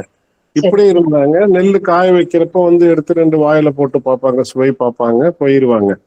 சரி. இப்படியே இருந்தாங்க. அதுக்கப்புறம் பார்த்தா ஒருத்தர் வந்து எனக்கு வீட்டு சாப்பாட்டுக்கு நான் போட்டுக்கிறேன், விதை நெல் தாங்க அப்படின்னாரு. சரி அவரு கொடுத்தோம். இந்த மாதிரி ஒரு 3 பேர் 4 பேர் வந்து இது வரைக்கும் நம்ம ஊர்ல வந்து வாங்கிட்டாங்க. 4-5 பேர் இருப்பாங்கன்னு நினைக்கிறேன். வாங்கிட்டு அவங்க வீட்டு தேவைக்காக இதை போட்டு எடுத்துக்கிறாங்க. மத்தது அவங்க வியாபாரத்துக்கு கொடுத்தா கூட இந்த மாதிரி பண்றாங்க.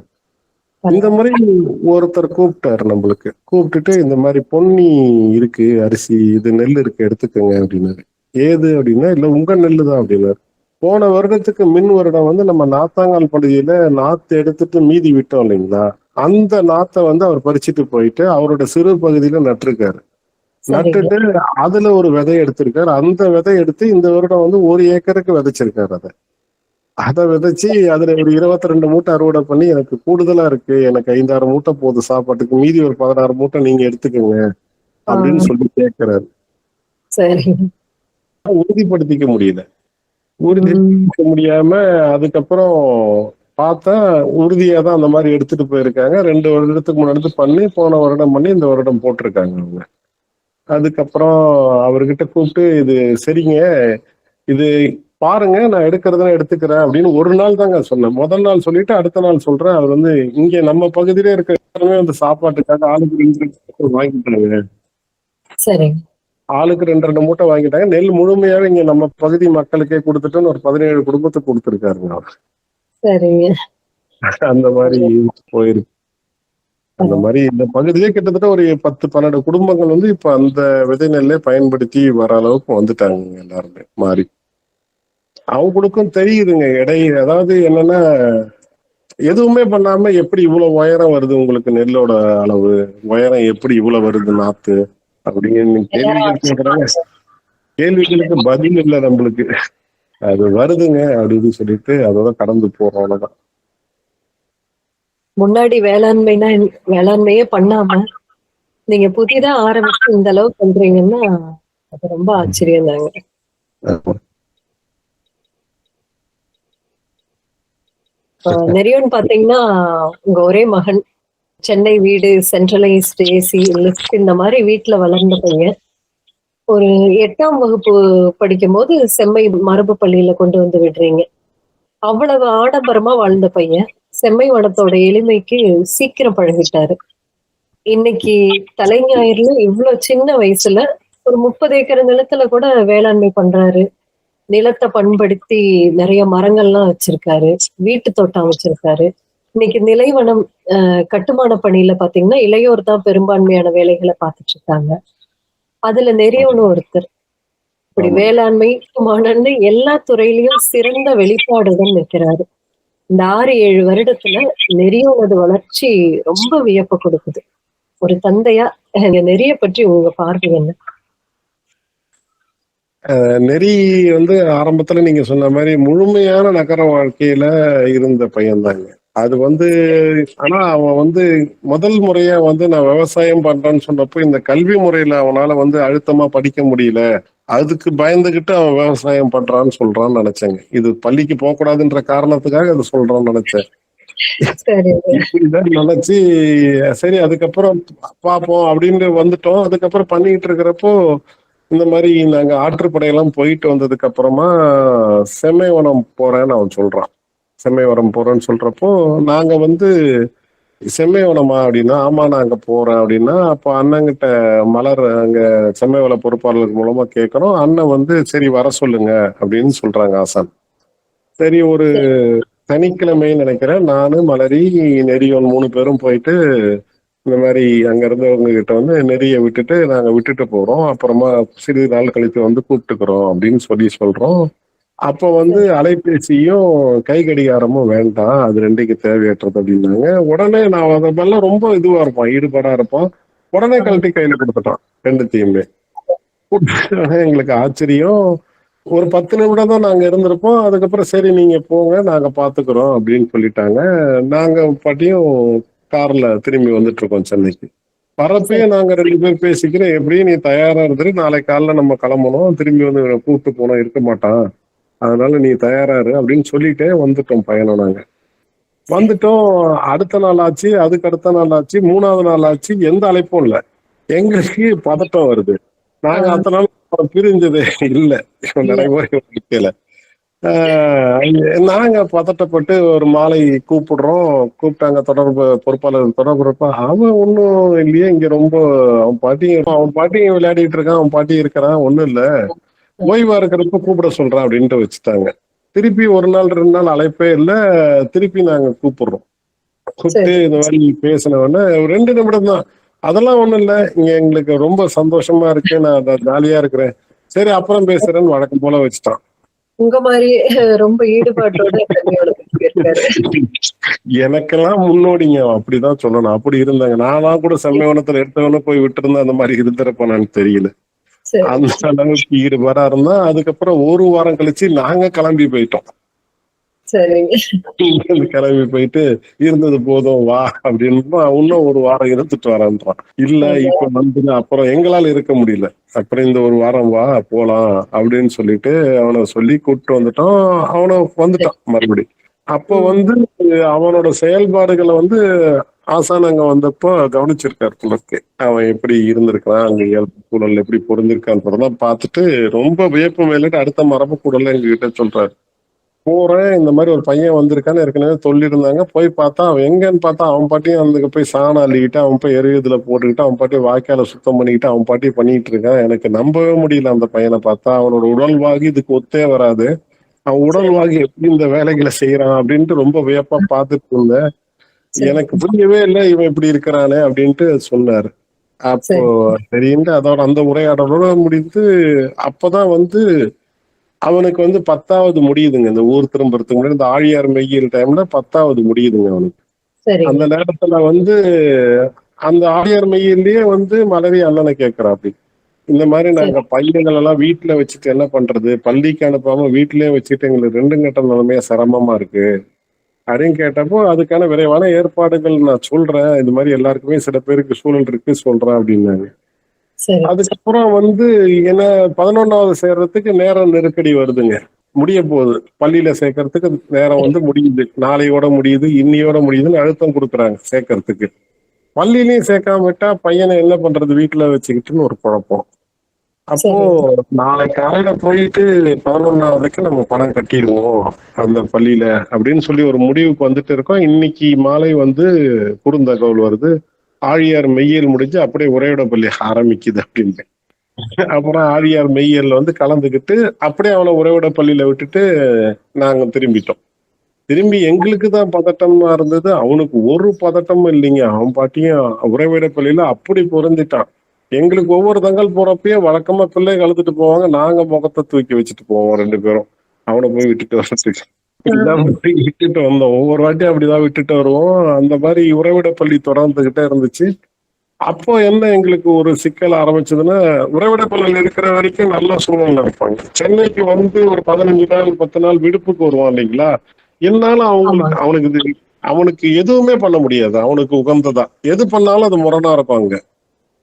சரிங்க. அது ரொம்ப அழுத்தத்தை கொடுத்து அப்பயும் வந்து ஏதாவது ஒண்ணு பண்ணணும். என்ன பண்ணணும்னு தெரியலன்ட்டு, அப்ப நான் அந்த ம். நகரத்துல இருந்து வெளியில வந்ததுனால போய் அங்கங்க செடிகளை வாங்கிட்டு வந்து, செடிகளை ம். வெய்யாது இது ஏதோ ஒண்ணு அவனை அங்க செய்ய வைக்கணும்னு செஞ்சு ஏதோ ஒண்ணு பண்ணிட்டு இருந்தோம். ஆனா அதுவும் முடியலைங்க. ரொம்ப சிரமமா இருந்துச்சு ஆ, கையாள்றது. சரி. அவனுக்கு விருப்பமான ஒரு சூழல்ல இருந்து வரான். இங்கே வந்து இருக்கிறப்ப நாங்களுமே செயல்பாடுகள் எல்லாத்துலயுமே நிறைய முரண்ல நிக்கிறோம். சரி. அவனுக்கு இங்க இருக்க சூழலும் முரணா இருக்கு. சரி. இங்க வந்து நாங்க ஏசி போடணுன்றோம், ஏசி போடக்கூடாதுன்றோம். அதுல இருந்து ஆரம்பிக்குது பிரச்சனை எங்க 2 பேருக்கு. அந்த மாதிரி வந்து ஒரு சிறிது காலம் தாங்க, ஒரு 5 மாதம் அதிகபட்சம் 4ல இருந்து 5 மாதம் எங்களுக்கு ஊர் திரும்புற நடவடிக்கைகள் ஆரம்பிச்சு, அந்த இதுவே அந்த வருட கடைசிக்குள்ளேயே நாங்க ஊர் திரும்பிட்டோம். ஊர் திரும்பினவன அவனுக்கு ரொம்ப ஒரு செயல்பாட்டு களம் வந்தவன ரொம்ப விருப்பமாயி செய்ய ஆரம்பிச்சான். அப்பதான் முழுமையா அவன் வந்து உண்மையாதான் சொல்லியிருக்கான். விவசாயத்துல அவனுக்கு ஈடுபாடு இருக்குன்றதே எனக்கு புரிய ஆரம்பிச்சது. அதுக்கப்புறம் அவனுக்கான களங்களை வந்து தானா அமைஞ்சது. நம்மளும் அது கூட நின்று முரண் இல்லாம எல்லாமே அமைச்சு கொடுத்தவன முழுமையா வீட்டு பின்னாடி இருக்க தோட்டம் வந்து அவன் தான் வடிவமைச்சான். அண்ணனோட வழிகாட்டுதல்ல பேசி. ரொம்ப அருமையா வடிவமைச்சிருக்கு. ஆமா. முழுமை இப்ப கூட சமீபமா வந்தப்ப என்ன இதெல்லாம் இப்படி பண்ணிருக்கீங்க, இதெல்லாம் பண்ணலாம்னு ஒரு மாற்றத்தை சொல்லிட்டு போனாரு. அவர் அடுத்த முறை வர்றதுக்குள்ள அது எல்லாத்தையும் பண்ணி முடிச்சிட்டாங்க. ஆமாங்க. ஆசானோட ரொம்ப பொறுப்பான மாணவன் நெறியோன்னு சொல்லலாம். ஆமாங்க. அவரை வச்சுதாங்க என்கிட்ட நிறைய காரியங்கள் சாதிச்சுக்கிறாங்க. அவர் சொன்னாருன்னு சொல்லி என்கிட்ட சொல்லிடுவான். மீற முடியாதுன்றதுனால. அதான் அவன் எது செய்ய ரொம்ப விருப்பப்படுறானோ அதை அப்படி சொல்லிடுவான். சரிங்க. நெறியோன் தான் இந்த பாதைக்கு உங்கள ரொம்ப விரைவா கூட்டிட்டு வந்தான்னு கூட சொல்லலாம் அவன் இல்லைங்களா? அவன் விருப்பம் தாங்க எங்க 2 பேரையும் சேர்த்து கூட்டிட்டு வந்தது. அது வந்து மாற்றமே இல்லைங்க. அது இல்லைன்னா இந்த அளவுக்கு இவ்வளவு வேகமா இதெல்லாம் அந்த தொடர்புகளோ அங்க இருந்த வாழ்க்கை முறையோ நான் விடுபட்டு இப்ப இன்னைக்கு சொன்னோம்னா முழுமையா எந்த ஒரு தொழில் தொடர்பு இல்லாம விடுபட்டு நிக்கிறேங்க நான். அதாவது ஒரு 2 வருடத்துக்கு முன்னாடி கூட சிறிது சிறிது இருந்திருக்கலாம். அதாவது இப்ப சரி. தங்க பார்த்தது அதுக்கு எதனா ஒரு நான் போய் பாக்குறது பண்றான். இப்ப அதெல்லாம் கூட இல்லைங்க. மொத்தமா நான் சென்னைக்கு போயே ஒரு வருஷம் மேலேயே ஆயிடுதுங்க. அந்த மாதிரி எனக்கு எந்த ஒரு இல்லாம முழுமையான ஒரு விடுபட்டு வந்து நிக்கிறதுக்கான இருந்துச்சு. இதுக்கிடையில இன்னொன்னு கூட சொல்லணுங்க. சென்னையில இருந்து நான் வந்து ஒரு வருட காலத்துல அப்போ சரி. வந்து சென்னையில இருந்து இந்த இந்த இதுக்கான பிசினஸ்க்கான தொழில் தொடர்பான நடவடிக்கைகளாக அழைப்பு வந்துகிட்டே இருக்கு. சில அழைப்புகளை தவிர்க்க முடியல. கட்டாய அழைப்புகளா பண்ண வேண்டியதா சூழல் வந்து நிக்குது. ஒரு சிறிய குழப்பம் வந்து நிக்குது எனக்கு. அப்போ சரி. குழப்பமா பண்றதுன்னு இல்லைங்க. ஆனா எப்படி தவிர்க்கிறதுன்னு தெரியலன்னு ஒரு ஒரு குழப்பம் வந்து நிக்குதுங்க. அப்போ வந்து ஆசான்ட்டா அப்போ வந்து கேட்கிறேன். ஆனா இந்த மாதிரி வந்துட்டு வந்துகிட்டே இருக்கு. வேலைகள் ஆ, ரொம்ப அழுத்தமா பண்ண சொல்லி கேட்கறாங்க. என்ன பண்றதுன்னு தெரியல அப்படின்னு சரி. சொல்லி அப்போ ஆசான்ட்ட கேட்டப்ப அப்ப ஆசான் ஒரு வழிகாட்டுதல் சொல்றாரு. மாதவன், தொழில், வீடு இதெல்லாம் உடைமை. உடைமை ம். இருக்கிற வரைக்கும் உங்களை அதை இழுத்துக்கிட்டு தான் இருக்கும். உடைமையிலேருந்து நீங்க விலகினாதான் அது உங்களை இழுக்கிறத நிப்பாட்டும். அதனால உடைமையிலேருந்து விலகி வாங்க அப்படின்னு சொல்லிட்டு விட்டுருங்க அப்படின்னு. உங்களுக்கு எதனா பொருளாதார நெருக்கடி இருக்கா அப்படின்னு கேட்டாரு. திருப்பி தொழில் பண்ணணும். கண்டிப்பா இல்லைங்கண்ணே அப்படின்னு. அப்ப விட்டுடுங்க மதவன, இதுக்கு மேல எதுவும் யோசிக்க வேண்டாம் அப்படின்னு சொல்லி ஒரு மாசம் சொன்னார். அதுக்கப்புறம் அதுவும் விடுபட்டுட்டோம். அதே மாதிரி சென்னை வீடை கொடுக்கறது கூட எனக்கு கிட்டத்தட்ட ஒரு 15 மாதம் ஆச்சுங்க. அது கொடுக்கவே முடியல. தாமதம் ஆயிட்டே இருக்கு. அப்போ ஒவ்வொரு முறையும் போய் ஆசான்கிட்ட கேட்பேன், ஆனா அது மாதிரி தாமதம் ஆகுது, வேற எதனா வாடகை கொடுத்துடலாமா, ஏமாதான் பொருளாதாரமா நெருக்கடியா இருக்கான்னு கேட்பேன். இல்லைங்க நான் அப்ப இருக்கட்டும் அப்படின்னு. இந்த மாதிரி 3-4 முறை கேட்ட 3 முறை இதே பதில் தான் எனக்கு. அதுக்கப்புறம் நான் பாட்டு அமைதியா இருந்துட்டேன். அதுக்கப்புறம் அப்படியே இருந்துட்டு அது ஒரு இயல்பா அது என்ன விலைக்கு போகணுமோ அந்த விலைக்கு போகுச்சு. நான் ஆடம்பரமா எது பண்ணணும் அதெல்லாம் விலையே வரல எனக்கு. அதுவும் ஒரு பாடம் எனக்கு அதுல. அதுவும் இப்ப அதாங்க சென்னைன்னு எனக்கு தொடர்புகள் பார்த்தா இந்த மாதிரி எந்த தொடர்புகள் இல்லாம முழுமையா விடுபட்டு முழுமையா இதுல நம்ம செயல்படுற அளவுக்கு நம்மளுக்கு ஒரு களம் வந்து அமைஞ்சிருக்குங்க. அது ரொம்ப நிறைவா இருக்கு இப்போ செஞ்சுக்கிட்டு இருக்கிறது. உங்களுக்கு எப்படி ஊர் திரும்பணுங்கிற எண்ணம் வந்ததுன்னு சொன்னீங்க. இத உங்க மனைவி மலரி எப்படி எடுத்துக்கிட்டாங்க? சென்னையில ரொம்ப வசதியா வாழ்ந்தவங்க, சென்னை வீட்டுல ஒரு 4-5 பணியாட்கள் எப்பவும் உதவிக்கு இருப்பாங்கன்னு சொல்லியிருக்காங்க. அதெல்லாம் விட்டுட்டு இங்க அமைதியா ஒரு கிராமத்துல ஒரு மரபு வீட்டுல தன்னோட வேலை தானே செஞ்சுட்டு வீட்டையும் பராமரிச்சுட்டு இருக்காங்க. ஊர் திரும்பிய மற்ற குடும்பங்களோடும் ஊர் மக்களோடும் ரொம்ப இணக்கமா இருக்காங்க. ரொம்ப ஆச்சரியமா இருக்கு. மனைவியோட ஒத்துழைப்பு இல்லாம நிச்சயமா ஊர் திரும்பி இருக்க முடியாது.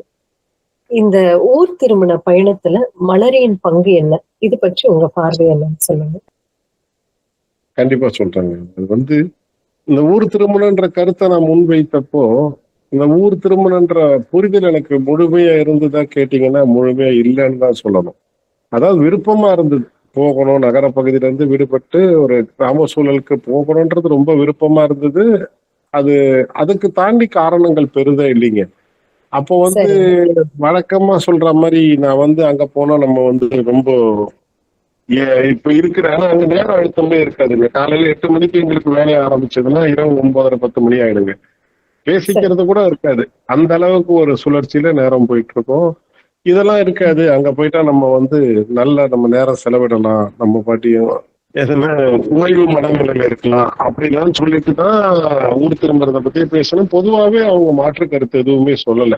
ஊர் திரும்புறதானே நீங்க எங்க இருக்கீங்கன்னா அது சரி பரவாயில்ல, நீங்க சரியாதான் முடிவு எடுப்பீங்கன்ற அந்த ஒரு கருத்துல நின்னுட்டாங்க. அவங்க எதுவுமே பேசல. எனக்கு என்னோட பக்க உறவினர்கிட்ட இருந்து எந்த ஒரு அழுத்தமும் இல்லைங்க. எல்லாருமே சரின்னு உடனே ஒத்துக்கிட்டாங்க. பொதுவா வந்து அம்மா மட்டும்தான் எனக்கு, அம்மா வந்து எதுவுமே தடையில்லைன்றதுனால எனக்கு பெரிதா எந்த தடையும் இல்லைங்க ஊர் திரும்புறதுல. அதுல மலரியும் வந்து கேள்விகள்லாம் எதுவுமே இல்லை. நம்ம போறோம் எல்லாம் சரியாதான் இருக்கும் அப்படின்ற ஒரு மனநிலைக்கு வந்துட்டு தான் வந்தாங்க.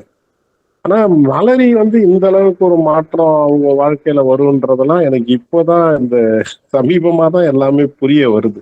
அந்த அளவுக்கு மாறி இருக்காங்கன்றது நீங்க சொன்ன மாதிரி ஒரு குறைந்தது ஒரு 5 பேர் வந்து வீட்டுக்கு வேலைக்கு உதவிக்கு இருப்பாங்க. எந்த வேலையும் வந்து நம்மளா செய்யறது இல்லை, உடல் அளவுல செய்யறது இல்லைன்ற மாதிரிதான் போயிட்டு இருந்தது சமையல் தவிர. மற்றபடி எல்லாமே இருந்து இங்க வந்து கிராமத்துக்கு வரோம். வந்துட்ட உடனே படிப்படியா அவங்க கிட்ட நிறைய மாற்றங்கள் வருது. வேலைகள் அவங்களே பண்ணணும்ன்றதுல இருந்து ஆரம்பிச்சு ஒவ்வொன்றும் இப்ப உளுந்து பயிரெல்லாம் உடைக்கிற வரைக்கும் முழுமையா அவங்க தாங்க பாத்துக்கிறாங்க. அவங்களே உடைக்கிறாங்க உட்கார்ந்து. எனக்கு அதெல்லாம் பயங்கர ஆச்சரியம் பாக்குறப்போ. உடைக்கிறது ஆமா, திருகையில எல்லாமே உடைக்கிறாங்க. ஒரு நாளைக்கு குறைஞ்ச ஒரு 10-15 கிலோவாவது உடைச்சிடுறாங்க. எளிதா பண்றாங்க அந்த வேலைகள்ல. வீட்டு வேலைகள், சமையல், இப்ப எவ்வளவு பேர் நம்ம எல்லாரும் ஒன்னா கூடனாலும் எல்லாருக்கும் இணக்கமா இருந்து எல்லா வேலைகளும் பண்றது. ஊர் மக்கள் பொதுவா ஊர் மக்கள் கிட்ட ஒரு நம்மளுக்கு அங்க பகுதியில வந்து தெரியாத மக்கள் எல்லாம் கூட அவங்களுக்கு தெரியுது. ஏன்னா எல்லாம் இயல்பா வீட்டுக்கு வராங்க. ஊர்ல ஒரு நடைமுறைனா எல்லாருமே இயல்பா வீட்டுக்கு வந்து உறவாடி பேசிட்டு போறாங்க. அது எல்லாமே ஒரு இணக்கமா இருக்கு. இதெல்லாமே முதல்ல எனக்கு உண்மையாலுமே ஒரு இது இருந்ததுங்க. எனக்கு ஒரு சந்தேகமே சொல்லலாம். இது எல்லாம் உங்களுக்கு பொருந்துமா, இப்படி வர முடியுமா அப்படின்றதெல்லாம் எந்த தயக்கமும் இல்லாம உடஞ்சிருச்சு. அவ்வளவு பொருத்தமா இப்ப வீடே அவங்கதான், இந்த இவ்வளவு பெரிய வீடையும் அந்த மரபு வீடையும் அவங்கதான் பராமரிக்கிறாங்க. பராமரிப்பு, இந்த பொருட்கள், விளைபொருட்கள் எல்லாம் வருது வீட்டுக்கு வந்து, எல்லாம் பெரிய எல்லாமே பாக்குறது, பராமரிக்கிறது. கூடுதல் வேலை தாங்க இதெல்லாம். நம்ம இந்த அரிசிகள்லாம் கூட அந்தந்த ஊர்களுக்கு அனுப்பி வைக்கிற வரைக்கும் அவங்க தான் பாத்துக்கிறாங்க. சரி. அந்த அளவுக்கு ஒரு இயல்பா பொருத்திட்டாங்கன்னு தான் சொல்லணும். அது அந்த சரி. விருப்பம், அவங்களுக்கும் அந்த விருப்பம் இருந்திருக்குங்க. இருந்ததுனால இந்த அளவுக்கு கொண்டு வந்து. இப்படி 3 பேரும் ஒரே விருப்பத்துல போறதுங்கிறது அவ்வளவு சீக்கிரம் அமைஞ்சிடாது. ஆமாங்க. இப்படி எல்லா அது பெண்களும் இருந்துட்டா ஊர் திரும்பணுங்கிற விருப்பத்துல இருக்கவங்களுக்கு ரொம்ப எளிமையா போயிடும். ஆமாங்க. அந்த விருப்பத்தோட ஆழம் வந்து, அன்னம் காலம் ஒரு பொருட்டல்லன்னு சொல்லுவார் இல்லையா? அது வந்து எங்களுக்கு கண்கூடா பார்க்க முடியுதுங்க. எவ்வளவு வேகமா எங்களுக்கு எல்லாம் நடக்குதுன்றது. வேகம்ன்றது அந்த காலம் நம்மளுக்கு குறைந்த அளவுல. எந்த அளவுக்கு நம்மளுக்கு வேகமா எல்லாம் முழுமையா நடக்குதுன்றத பார்க்க முடியுதுங்க இது. அது பக்கத்துல இருந்து உணரவும் முடியுது நம்மளுக்கு. சரி. இல்லன்னா இப்படிலாம் எல்லாமே, அதாவது நினைத்ததெல்லாம் நடக்கும்னுவாங்கல்ல. பொருத்தமா நினைத்ததெல்லாம் நடந்திருக்குங்க எங்களுக்கு இந்த 6 வருஷத்துல. ஆமா. அருள் தான் சொல்லணும். அருள் தாங்க, அருள் தான். அதை தவிர ஒண்ணுமே இல்லைங்க. ஒரு பொருள் தான், அத்தனையும் ஒரு பொருள் தான். சரி. நெறி, மனைவி உட்பட ஆசான், ஆசான்லாம் சொல்ல மாட்டேன், எல்லாருமே ஒரு பொருள் தாங்க நம்மளுக்கு. நம்ம வியந்துட்டே தான் இருக்க போறோம் ஆசானை பார்த்து. ஆமாங்க, ஆமாங்க. ஒரு ஒரு காலகட்டத்துல ஒரு வருடம் இருக்கும்னு நினைக்கிறேங்க. ஒரு வருடத்துக்கு முன்னாடி கூட போயிட்டு, எனக்கு செயல்பாட்டுக்கான இது வந்து ரொம்ப குறைவா இருக்கு, வெறுமையா இருக்கிறேன், என்னால என்னால முழுமையா செயல்படுற மாதிரி தெரியல அப்படின்னப்போ, நீங்க இதுக்கு முன்னாடி பார்த்ததெல்லாம் பறந்து விரிந்த களத்துல இருந்திருக்கீங்க, உங்க செயல்பாடு குறைவுதான், சரி இருங்க பாத்துக்கலாம் அப்படின்னாரு. இப்போ சரி. விரிவடைந்து நிக்கிற களம் வந்து அப்படி செயல்பாட்டுக்கான களமா இருக்கு நம்மளுக்கு. அப்படி செஞ்சுட்டு வழிகாட்டுதல் அவ்வளவு செஞ்சுக்கிட்டு இருக்கோம். அவ்வளோன்றது வேலைகள் நிறைய, நம்ம முழுமையா நம்ம வந்து வெறுமை இல்லைன்ற மனநிலையில இருந்து செய்யற அளவுக்கு வேலைகள் செய்யறோம். நீங்க ஊர் திரும்பினதுல உங்க தாயாரோட ஒத்துழைப்பும் பங்கும் நிச்சயமா உண்டு.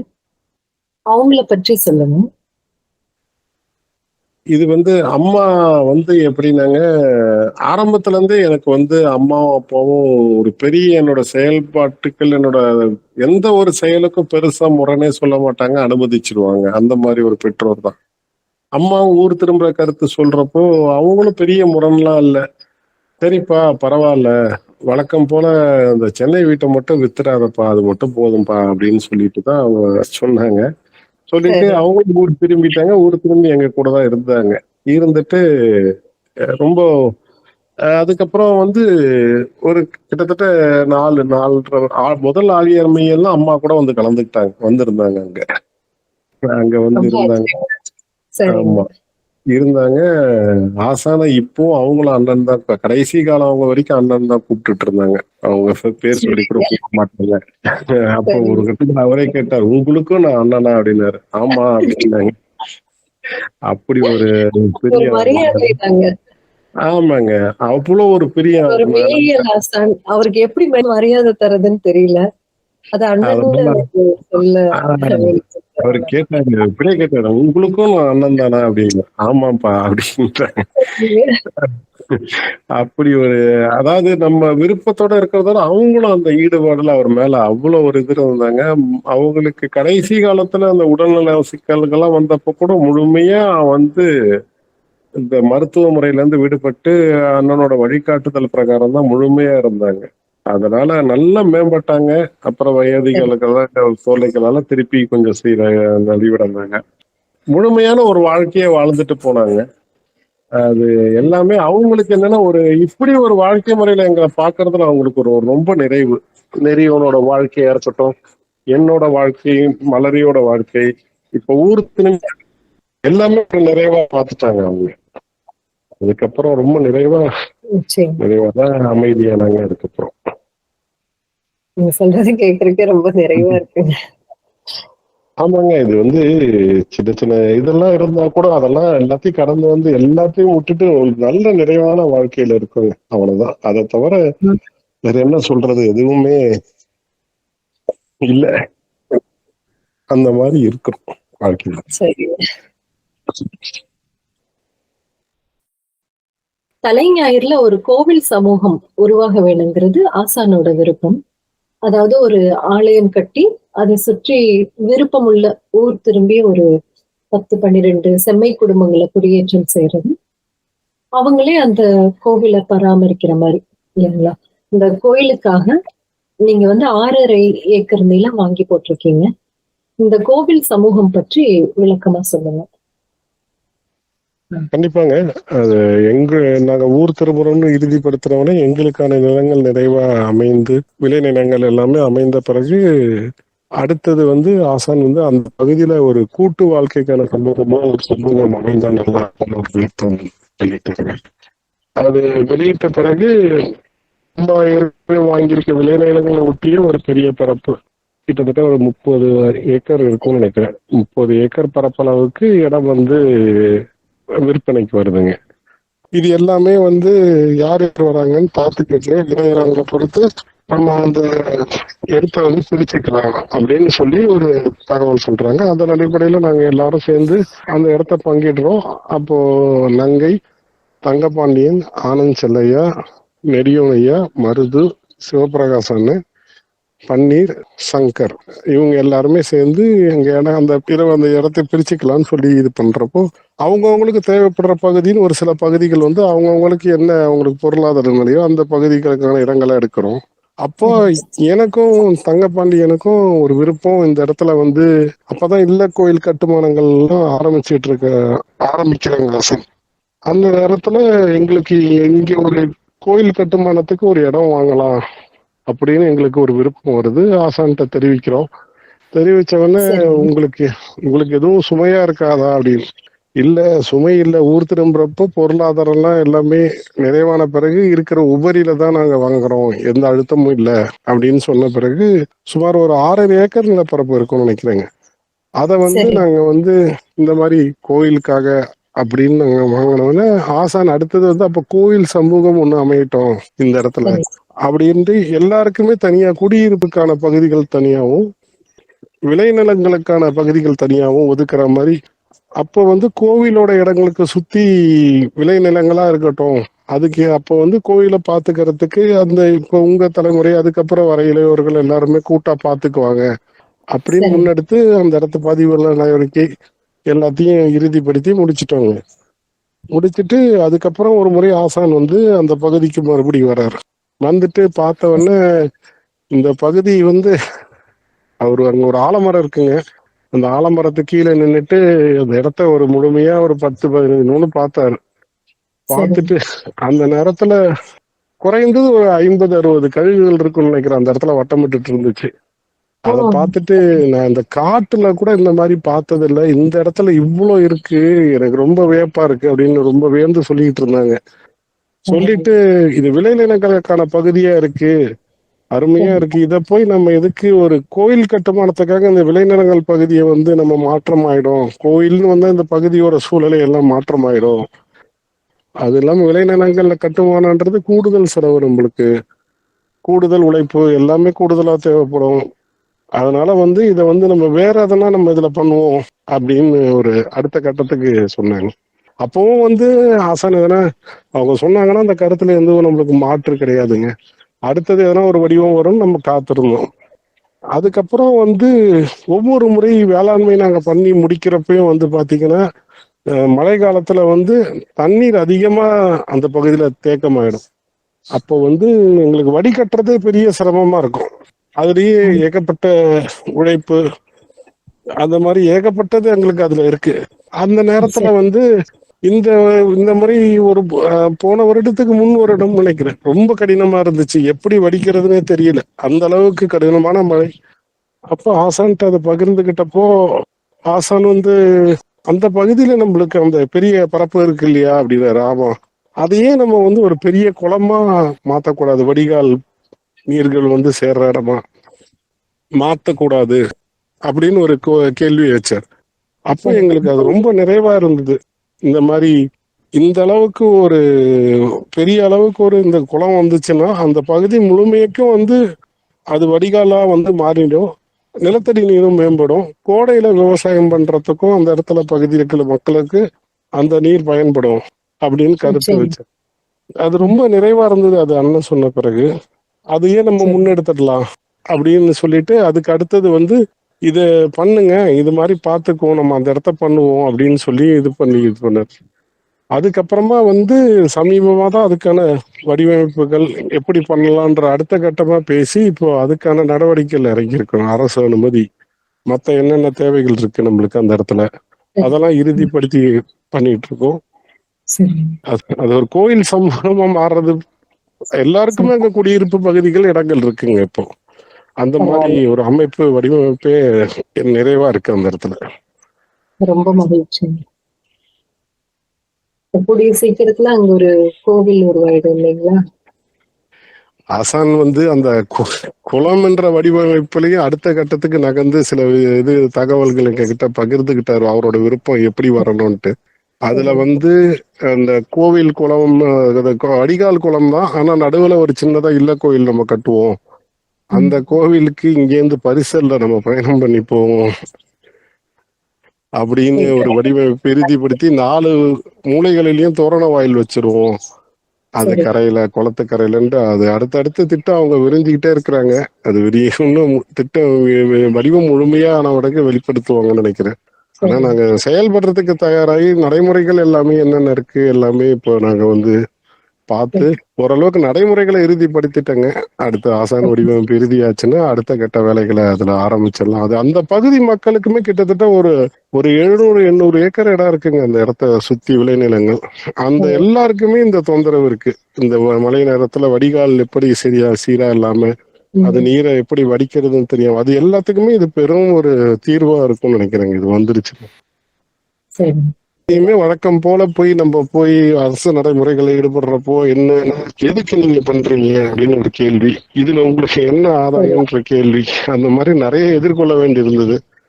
அப்படியே பழகிட்டாங்க இல்லைங்களா? ஆமா, அவங்க வந்து இது எல்லாருமே எடுக்கிறவங்க அந்த மணல் எடுத்து வெளியில வித்துருவாங்க போல இருக்குங்க. அதுக்காகவே வந்து ஏகப்பட்ட கெடுபிடிகள் இருக்கு. நாங்க எதுவுமே எடுக்க போறது இல்ல, நாங்க இந்த குளம் தான் வெட்ட போறோம் அப்படின்னு ரொம்ப ஒரு 3 மாத காலம் அலக்கழிச்சிட்டு அப்புறம் பார்த்தா அனுமதியே தேவையில்லைன்னு நிலைக்கு வந்து நின்னாங்க.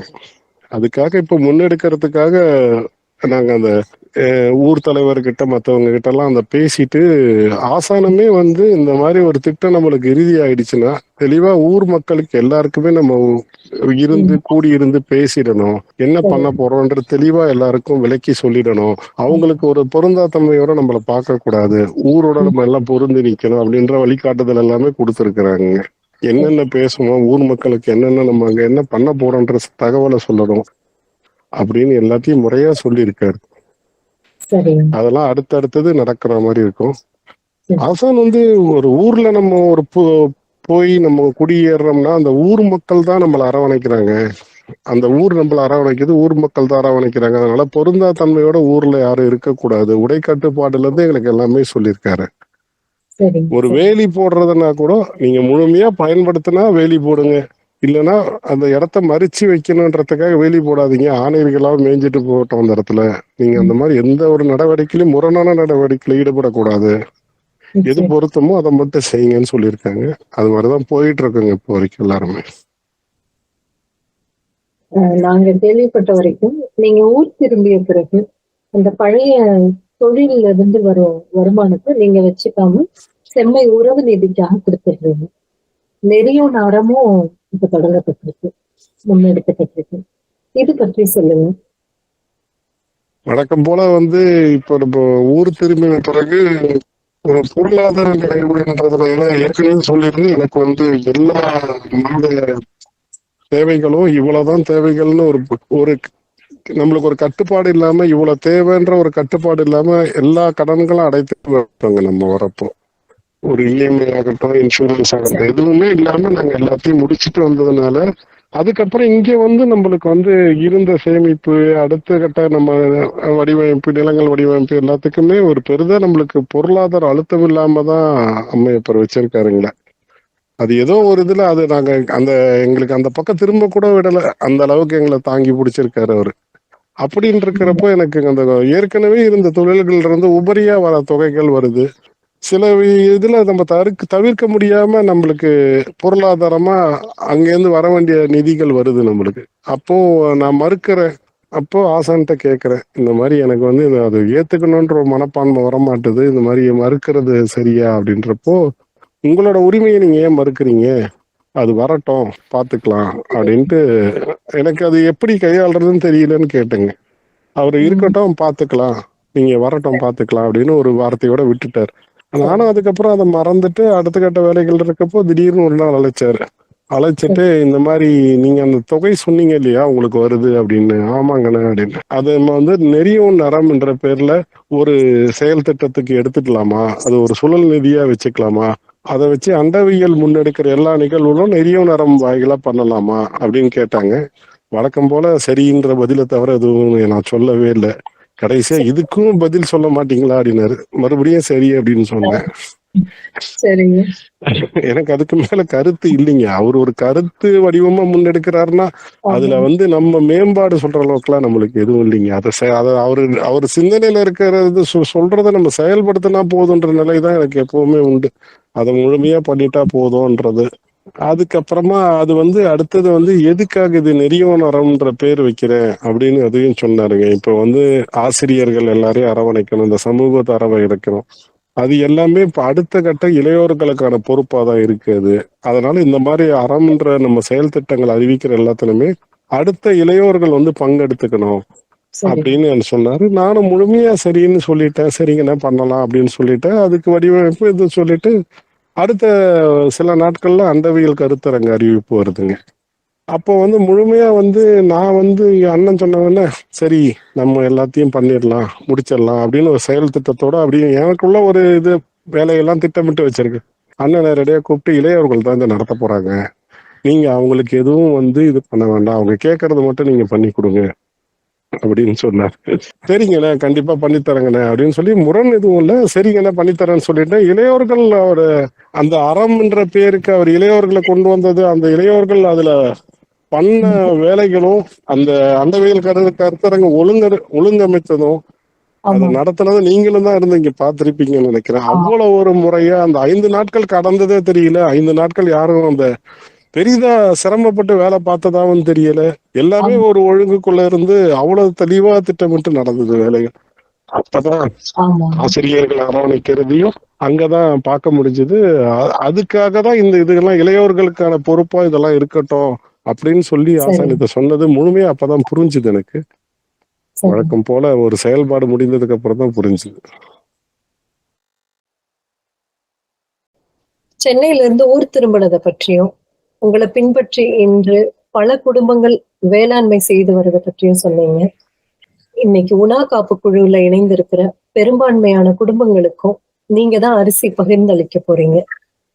ஊர் திரும்ப விருப்பம் உள்ள பலருக்கு நீங்க ஒரு முன்மாதிரியா இருக்கீங்க. உங்க பணி மேலும் சிறக்க வாழ்த்துக்கள். மிக்க நன்றிங்க. நன்றிங்க சீர்செல்வி.